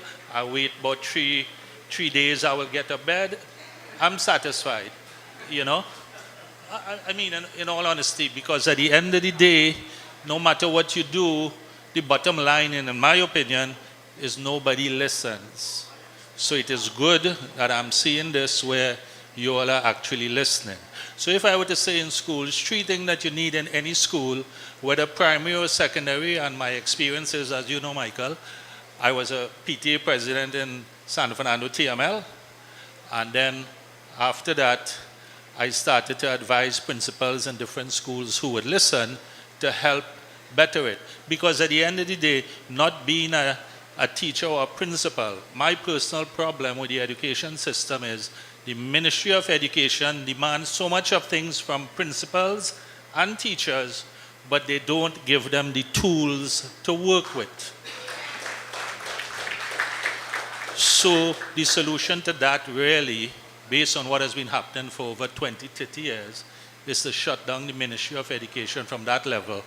And we literally have to start over from scratch. The level of bureaucracy and the amount of money raised and wasted with respect to an 8 billion budget, it is not going to the schools. We had one speaker talk about all these schools that are falling apart. Why? Allegedly, there's money to fix it. Let's go to our next thing. There's a national consultation about education, and the rumor was we want to make all schools government schools. And when I heard that, I got up one morning and I said, I must be real stupid. Let me see if I understand this. The nominational schools are performing better. Government schools are not performing. So let's make all the nominational school government school. Why don't we make all government schools the nominational schools? So that is why I have a problem with what is happening. And that is why I said the strongest thing, you have all these nice ideas you want to do. Unless you clean the slate and start from afresh with the ministry at the highest level. And to get back to the first point, 3 things any school needs, and I have done it all over San Fernando. Good classrooms, good staff room, and good toilets. You get that in any school, the students will perform. I have proven it in TML, I've proven it in Boys RC, I've proven it in St. Gabriel's, in Ashton Girls, and to an extent in Aprima College, but that's a different story. Right?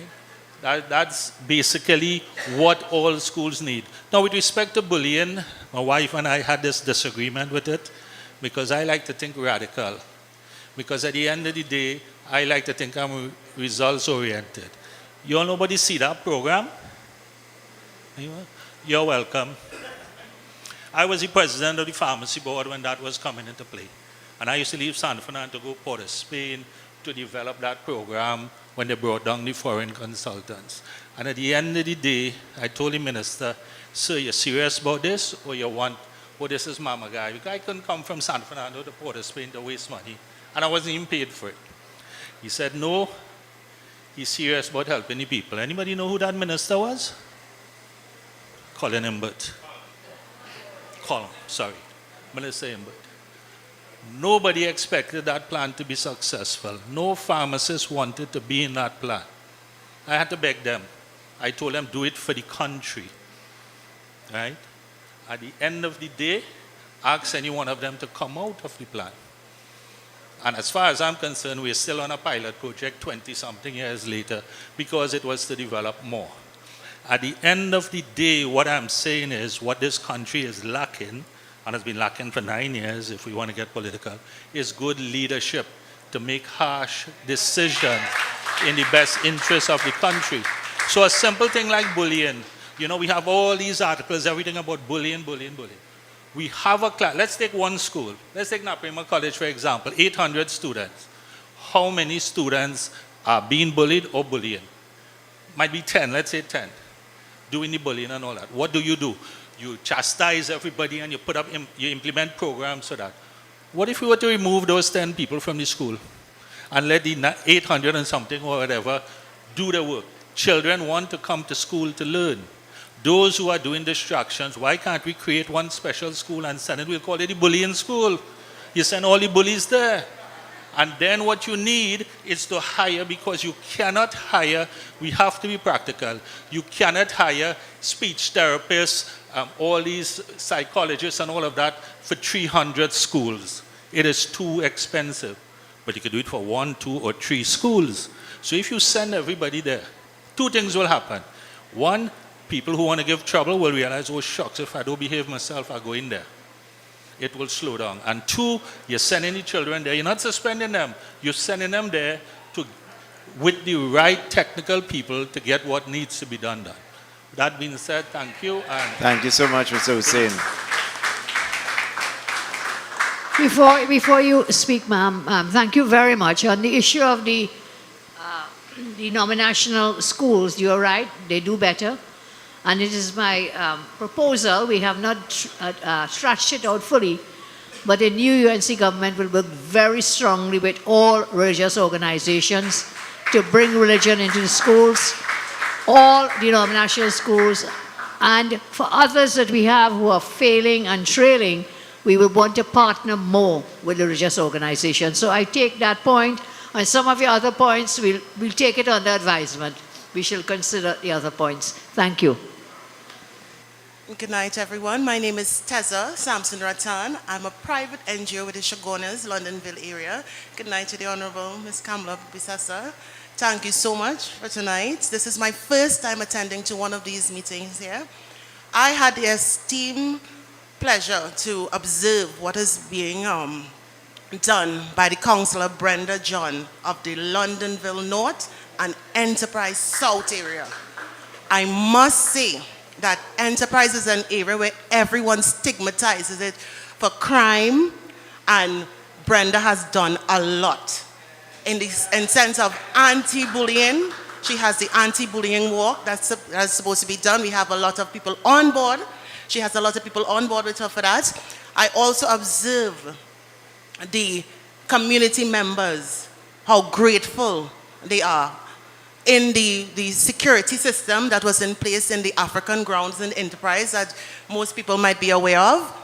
Also, in the terms of education, right, we need to have a better educational system for our youths because they are the future.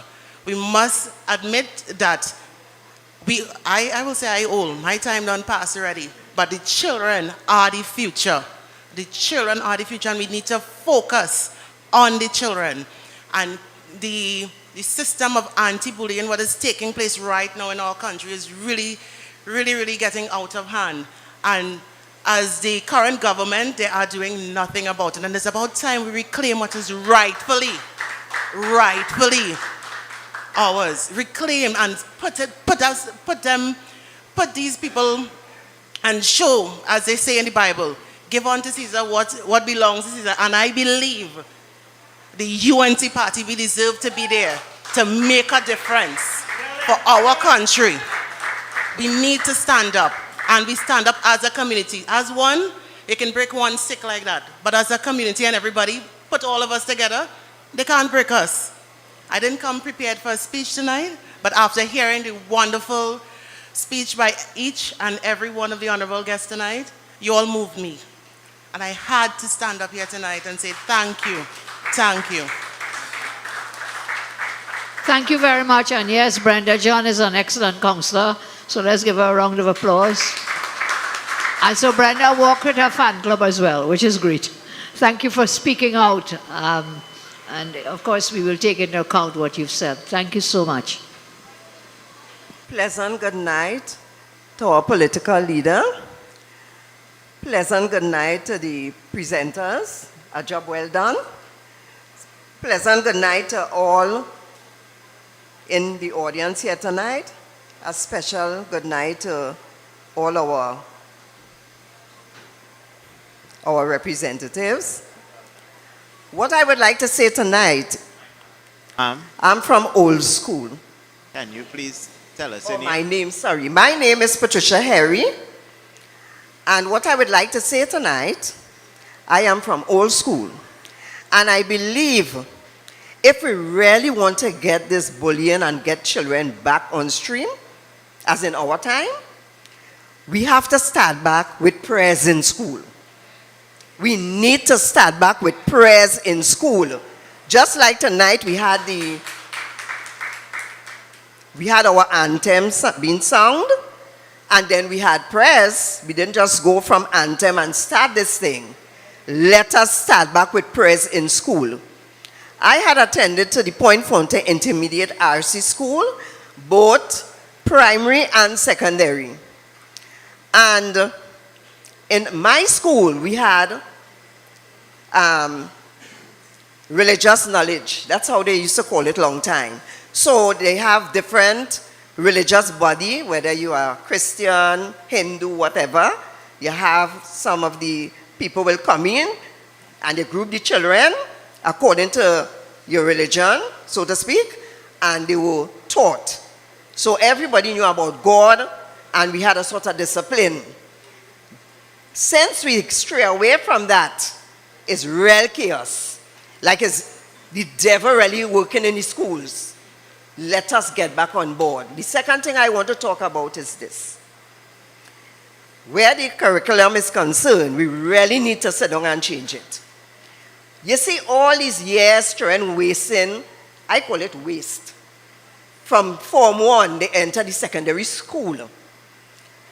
Form 1 and Form 2, they don't really do much. But then when Form 3 reach, they have to choose subjects. Some of them have from 4 to 12 subjects. And just imagine, Form 3, Form 4, when Form 4 reach, to Form 5, they have to cram all these subjects in the head. Try to remember everything, right? That is a terrible stress on the children. What I would like to propose from what I see happen in a private school in my community, from Form 2, children start to take exam. So you watch at the children and their performance, you see where their interest lies, and you start to build them up. So when they reach in Form 2, my granddaughter took 4 subjects in Form 2. She got 3 subjects out of the 4. Now she went into Form 3. She took 3 subjects, she got 2. So those that she failed, she going to take it January month. And by the time she reached Now she's going to take a science subject, and I can't remember the next one. Besides the three she's going to take come January month. What I'm showing the gist of it is this. By the time she finished in Form 4, if she do reach Form 4, right? She already have about 6 or 7 subjects. So she could go, what she want to math, she could go to UE. Instead of the wasting all these years, it's a real mental strain on the children, right? Especially those who really want to learn. We have again, like from Form 1, Form 2, you start to sort out the children. You know who head going academic, who for trade and things like that. And you put them, guide them towards that, right? And then things will be better. Under our government, we had put a lot of different, or like MyLat and those things, so we pushed the children there, and they did well. Why it is now, teachers sitting, they just put up something on the board and tell the children do that, and they go on in the teacher's room and chat.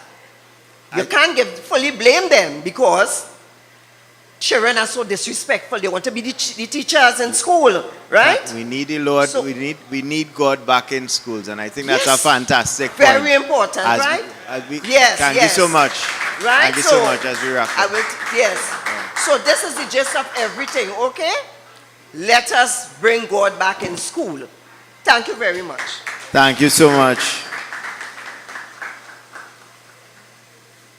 Thank you, Patricia. Before we have the next presenter, as time is winding down, I just want to humbly remind everyone that we have a very, very, very tight program, and we would want persons to keep their presentations very short and succinct. And as I have the mic, I would want to acknowledge all the persons who are currently viewing and locked on the various media, i.e. TV, YouTube, and Facebook. I am reliably informed that we have over 2,000 persons. 2,000 persons, over 2,000 persons viewing on social media right now, and over 4,000 persons have logged on since we started this program this evening. So that's a really fantastic job under the leader of the opposition, and we continue this evening. So we just want to keep the presentations as short as possible. Thank you. Your name and your presentation. Sure. I won't take more than 30 seconds. Ladies and gentlemen, my name is Jairaj Singh, and we have heard from many of the students who have benefited from the computers. I just want to share very quickly the perspective from a parent's perspective. In 2010, September of 2010, my son was one of the first students to receive a computer. One of the first students. Akshay, can you kindly stand? Just stand up. He's a little bit shy. Please stand. Ladies and gentlemen, today, just a few days, Mrs. Bissessar, a few days before Diwali, my son graduated from the University of the West Indies as a very young and good-looking doctor. Today, Mrs. Bissessar, I want to stand on behalf of all of the parents, those parents who, like myself, could not have found that $1,800. I couldn't. I want to thank you. I want to thank you. And ladies and gentlemen, I also want to ask you to put your hands together for Dr. Gopi Singh, who was the then Minister of Education. Give him a nice round of applause. Ma'am, today I owe you. I owe you for the successes of my son. On behalf of my wife and I want to thank you. Ladies and gentlemen, can we put our hands together and show some love? God bless you. God bless you and your family. And let me thank Dr. Munilal for inviting me. Please give Dr. Munilal a nice round of applause. Thank you very much, sir. And last but not least, my MP, Michelle Benjamin. Make some noise for Michelle. Thank you very much. 25 seconds.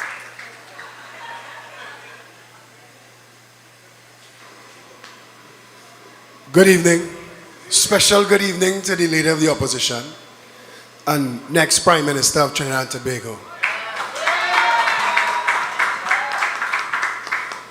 When I think I'm a little too high.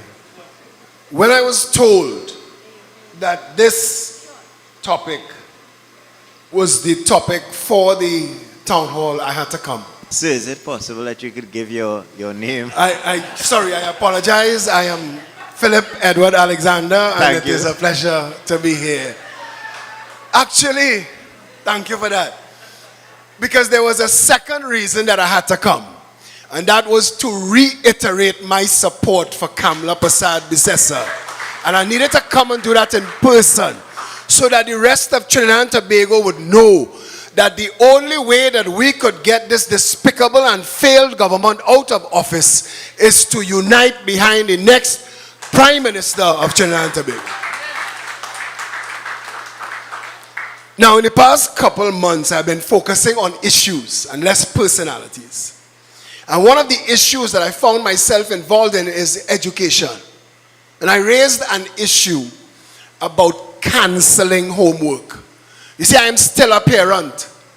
And like many parents, and a lot of parents don't have it as good as me, many parents don't have the time to be doing the homework with these children. And it is the parents doing the homework. Satish Ramsaran is here with a camera phone filming me. But last week they were filming him in his son's school with a project that Satish take 3 weeks to do. Now his son win, but it's the parents doing the projects. We have 3 8-hour shifts. I will keep it short. We have 3 8-hour shifts in a day. 1 8 hours to sleep. 1 8 hours is for school or for work. The last 8-hour shift is to get to school, get to work, do all the other things you have to do. And for children to be children. The most important thing, especially for the primary school years, is for children to develop their imaginations and their interpersonal skills. How to be good, functional people. They're not getting the time to do that. It's time we let our children be children again. The top countries in the world for education don't have homework at the primary school level. And I would like to strongly suggest that be as I'd like to strongly suggest. And I would like to also acknowledge that it was you as education minister, when you built the last school that made it possible for no child to ever fail common entrance again. I remember that. And I thought, why didn't we transition then to 10-year schools? Why don't we abolish SEA? We don't need it anymore. The psychiatrists and the psychologists will tell you, and I'm sure you're aware, that the SEA and preparation for SEA damages children and is damaging families, and we need to abolish the SEA.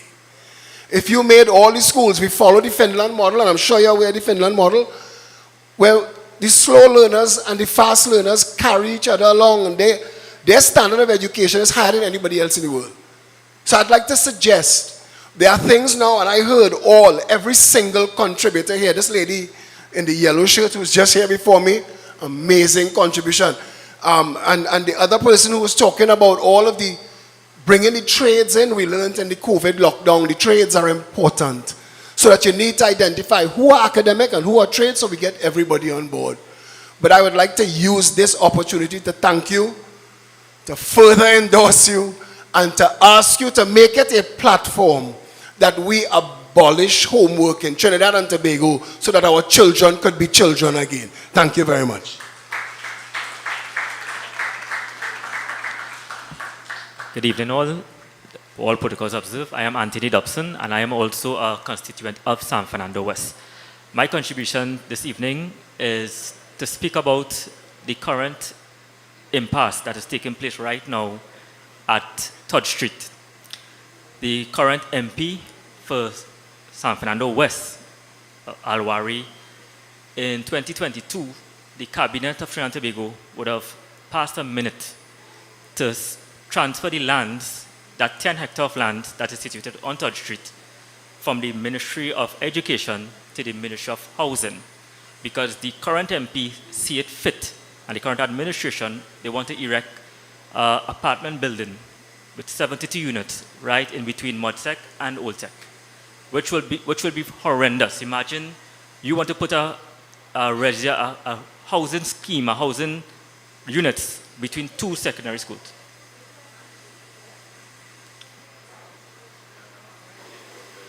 Didn't that matter go to court? Yes. So what is the status of the court matter? It was for judicial review before Justice Jacqueline Wilson, and it was ruled against us. And what we would have done, which is the NGO, a concerned citizen for San Fernando, Better San Fernando, we would have appealed that decision. Because what we see, it just goes to show how this government approach to education is. Because since 1951, that parcel of land, it's a survey plan that piece of land should remain under the Ministry of Education. It was designated for technical vocational from way back and for primary schools. But the current administration their approach is that they want to transfer it to the agency and make it for residential use. So it's just to go to show their blatant disrespect for education in San Fernando West. As you all know, San Fernando West is like the epicenter of schools, the kind of scholars we produce in San Fernando. And for him, as you all know, if you all are aware that the current schools right now, Modsec and Old Tech, it need repairs, it need to build over. These schools are over 60 years old. Instead of to propose a plan to reconstruct these schools and rebuild these schools, the MP and the current administration see it fit to put up housing units because they are looking for votes. And we as in San Fernando West, we say no to that. Thank you very much. Very much. We are coming to an end of our time, so I don't know how many other persons wish to speak. Suraj Bali, are you coming? Are you also coming to speak? Is there anyone else, please, so we could put a... That's it, okay. Last two, we agreed? Okay, thank you all very much. Go ahead. Could I give way to the senior citizens first, sir? Good evening. I'm so grateful to be called a senior citizen. Yes, I'll be 65 next month, so maybe I'm in that category. Good afternoon, good evening, everyone. My name is Wahid Majid. I'm the president of the San Fernando Jama Masjid, which is the masjid right lower down here. I'm a proud member of the San Fernando West constituency. We'll call this the battleground constituency, right? And we're so grateful to have someone of the stature of Dr. Michael Dowlath here at the head table, trying to articulate something about education, which now we have to change. We've been known before as the industrial capital, but now we know for sure that San Fernando is the educational capital of Trinidad and Tobago. And if you're looking for a model to follow, this is the place you have to look for that model, San Fernando. We're talking about that space by Todd Street. That is an important area for the schooling population. And to try to change the demographics in that area is really trying to upset San Fernando. But I want to say that over the years, the government itself, whichever thing, I make no apologies for this, they have not done anything with the actual infrastructure in San Fernando for schooling. That has been developed by the same denominational boards.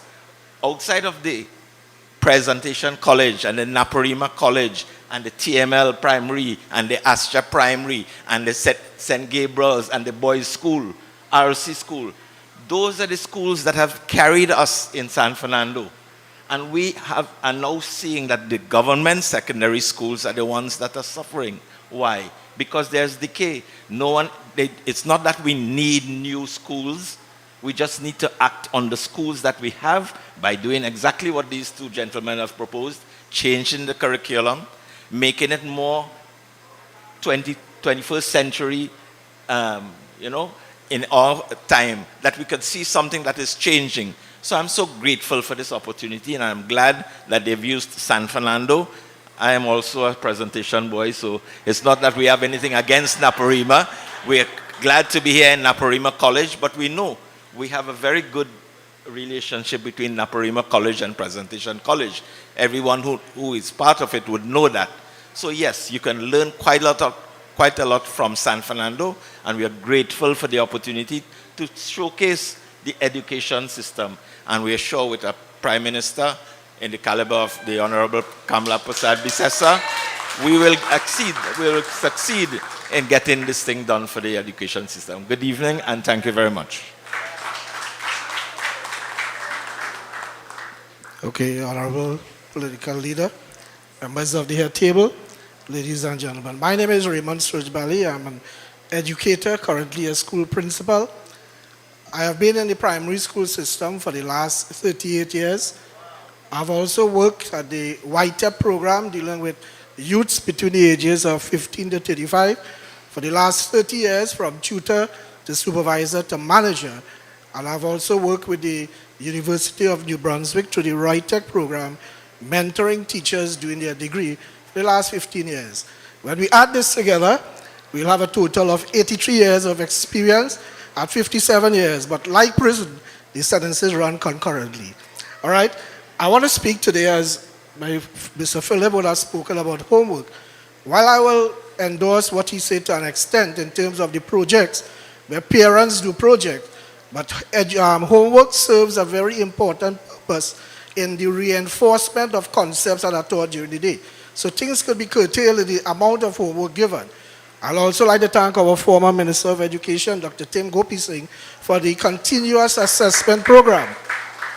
The continuous assessment program catered for different learning needs. So the students who were not able to academically progress in their work, they were able to progress at the pace that they could have coped with, and they were marked accordingly.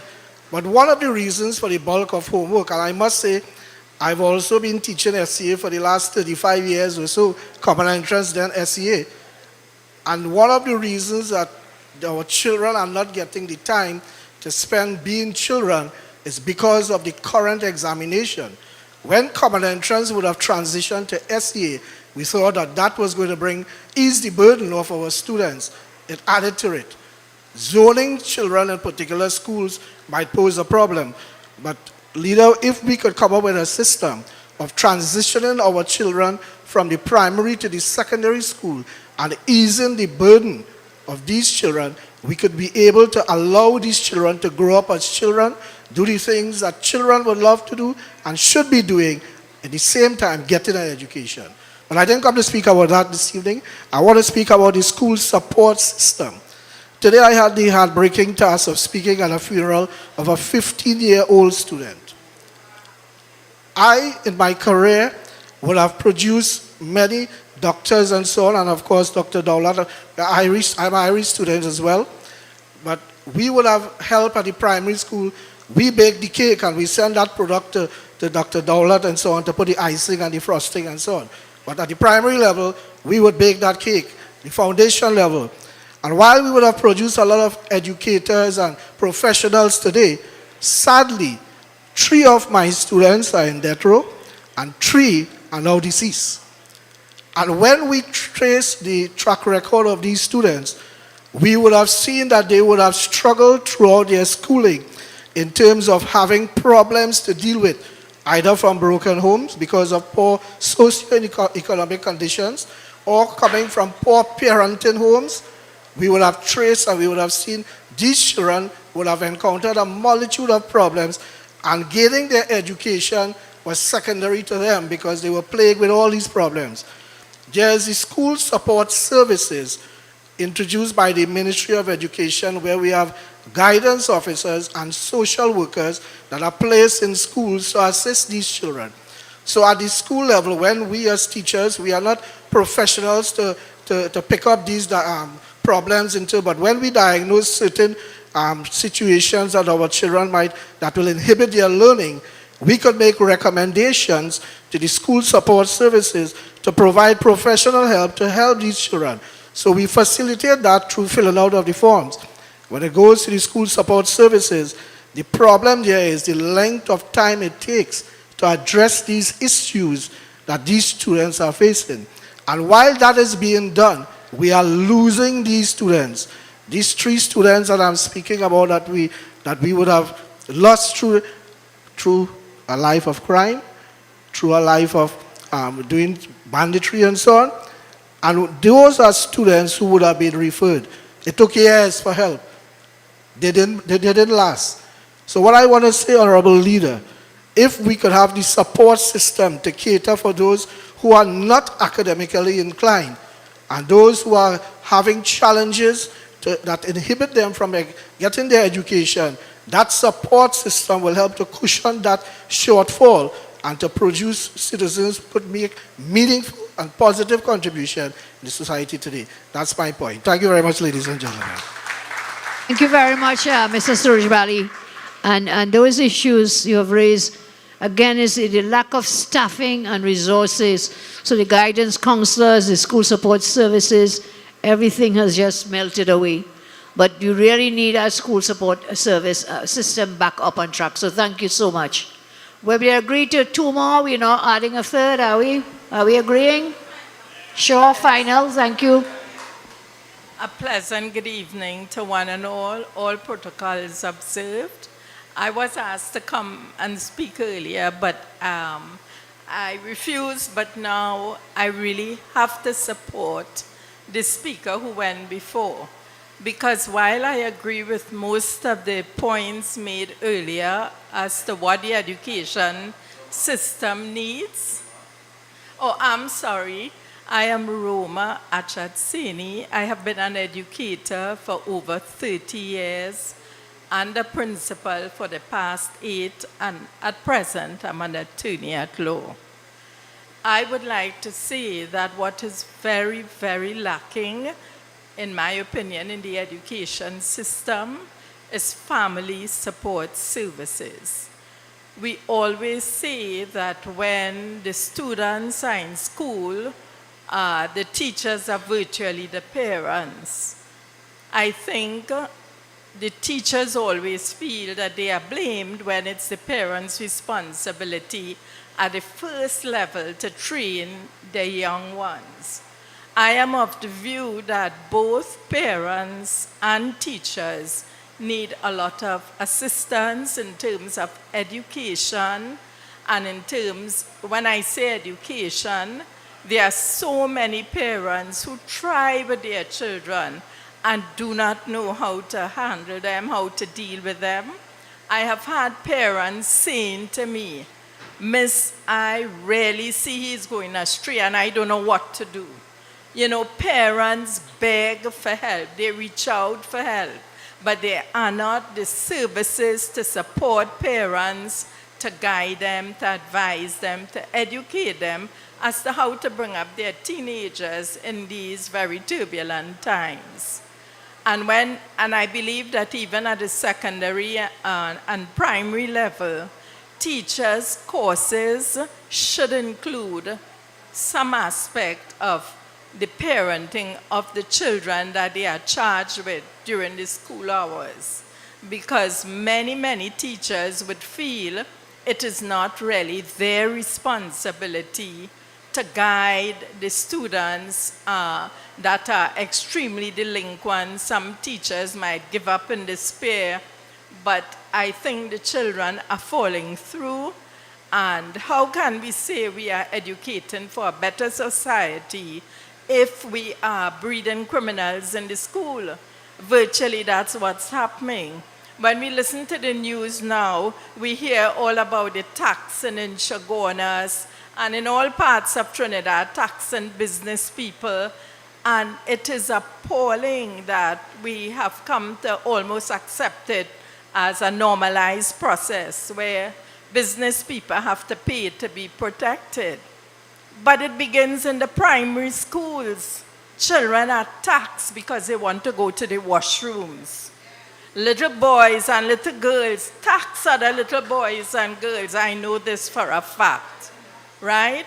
And the taxing starts from age 6, 7, 8, 9. If we do not curb it, both in the homes and in the schools, we are turning them into criminals when they reach a much older age. So I believe that the education system is failing. And my measure is not simply all the other measures that went before. I agree that they are measures, but I am looking at the fallout of society, of the delinquent kids we are raising. I have met many of them in court matters, and the problems in the home are amazing. There are so many problems. I mean, whether it be incest, I have had children sit and talk to me about the incest at home, and I have had a kid murdered in my own school during a weekend in the cemetery, and I have waited and I have attempted to counsel the staff, and then I had called the children in my office, let them sit, talk to them how they felt, what they loved about the boy, and he was such a popular child, very poor but very popular. And it was weeks after, almost a month and a half after, that the ministry finally sent a counselor to counsel the children in the school. There are never counselors, right? As a principal, I often had that problem. You call different ministries for counselors, and there are not enough of them.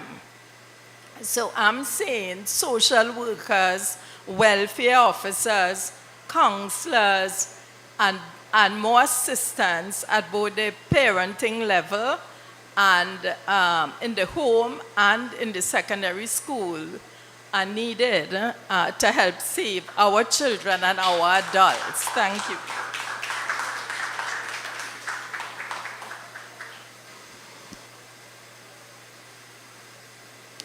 Thank you very much to all of the members of the audience who came forward to give us their suggestions, solutions, their own insights as it pertains to this evening's topics that were canvassed by our presenters.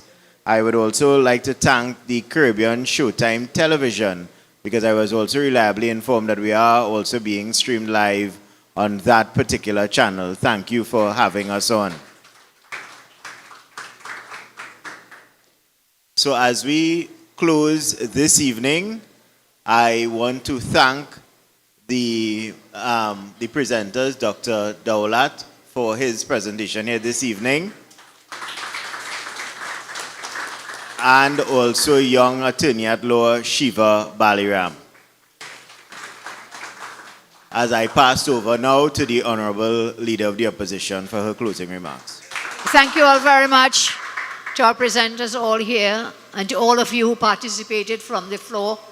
It's been a great evening, a lot of food for thought, a lot of issues and ideas for the way forward. I had intended to give you some of my ideas, but I think we've had a great evening, so we'll incorporate those ideas from those who spoke today, and of course marry them with the ideas that we have. So you will not hear any long boring speech from me right now. Just to tell you all, I love you all very much. We look forward to your support as we go forward to implement the suggestions and the thoughts that have come forward to us. And I was very pleased about more than one thing. I was very pleased to see a number of young persons who came forward. I was very pleased to see the number of experienced persons who also gave from their experience. And I was also very pleased to see how you all stayed on point. You stayed, we said tonight was an education town hall, education forum, and the persons who came forward did not drift away. They did not deviate, as they say, and go into other areas. You really stayed on the topics under education. You deserve a word of commendation. It is like we set an essay, we set a test paper, and based on the presenters here who gave us brilliant presentations, you all stayed on the points. Do you agree? So I didn't hear anybody now come and talk about the road, which we have to talk about one day. I didn't hear somebody telling me about the box rain. They didn't tell me about the flooding. They didn't tell me about, infrastructure collapse everywhere. They didn't tell me about when you go to the hospital, you can't get medications. They didn't tell me you can't get surgery. They didn't tell me you have to wait 4 years to get surgery, cataract surgery, whatever. There's every sector, there are issues. But this crowd here tonight, you guys, you stayed on point. I congratulate yourselves, because we will deal with those issues as we go down the track on the road to victory in the next election. Thus far, I can give you in law one assurance. There will be no December 9th election. So I'll tell you by this weekend whether there will be December 16th election. So for the moment, remember all the rumors and the buzz, was there will be December 9th. Tonight I tell you, there will be no December 9th election, because according to the law, there are certain procedures that have to be followed. They have not yet been followed. So by this weekend, you will know if we'll have a Merry Christmas or whether we'll have a sad Christmas. We'll let you know how that date goes. God bless you all. Get home safe. And thank you very much. Our next meeting is on Thursday. A pavement report. Where is it, please? Kakandi and Piero Junction in the Couva North constituency. It starts at what time? Is it constituency Shagonas West time? 7 p.m. Thursday, a different format. Tonight was informative and to get solutions. On Thursday, it is a pavement report where it blows, and blows. God bless you, and I thank you very much. Do you know that in 2016, 66 liters of diesel cost $100? Today, under the PNM, you get 20 liters of diesel for $100. The diesel you paid $100 for under the UNC now costs $327 under the PNM, which directly affects the cost of food, transport, and services. Guess who I'm voting for next time? Everybody now, let's go!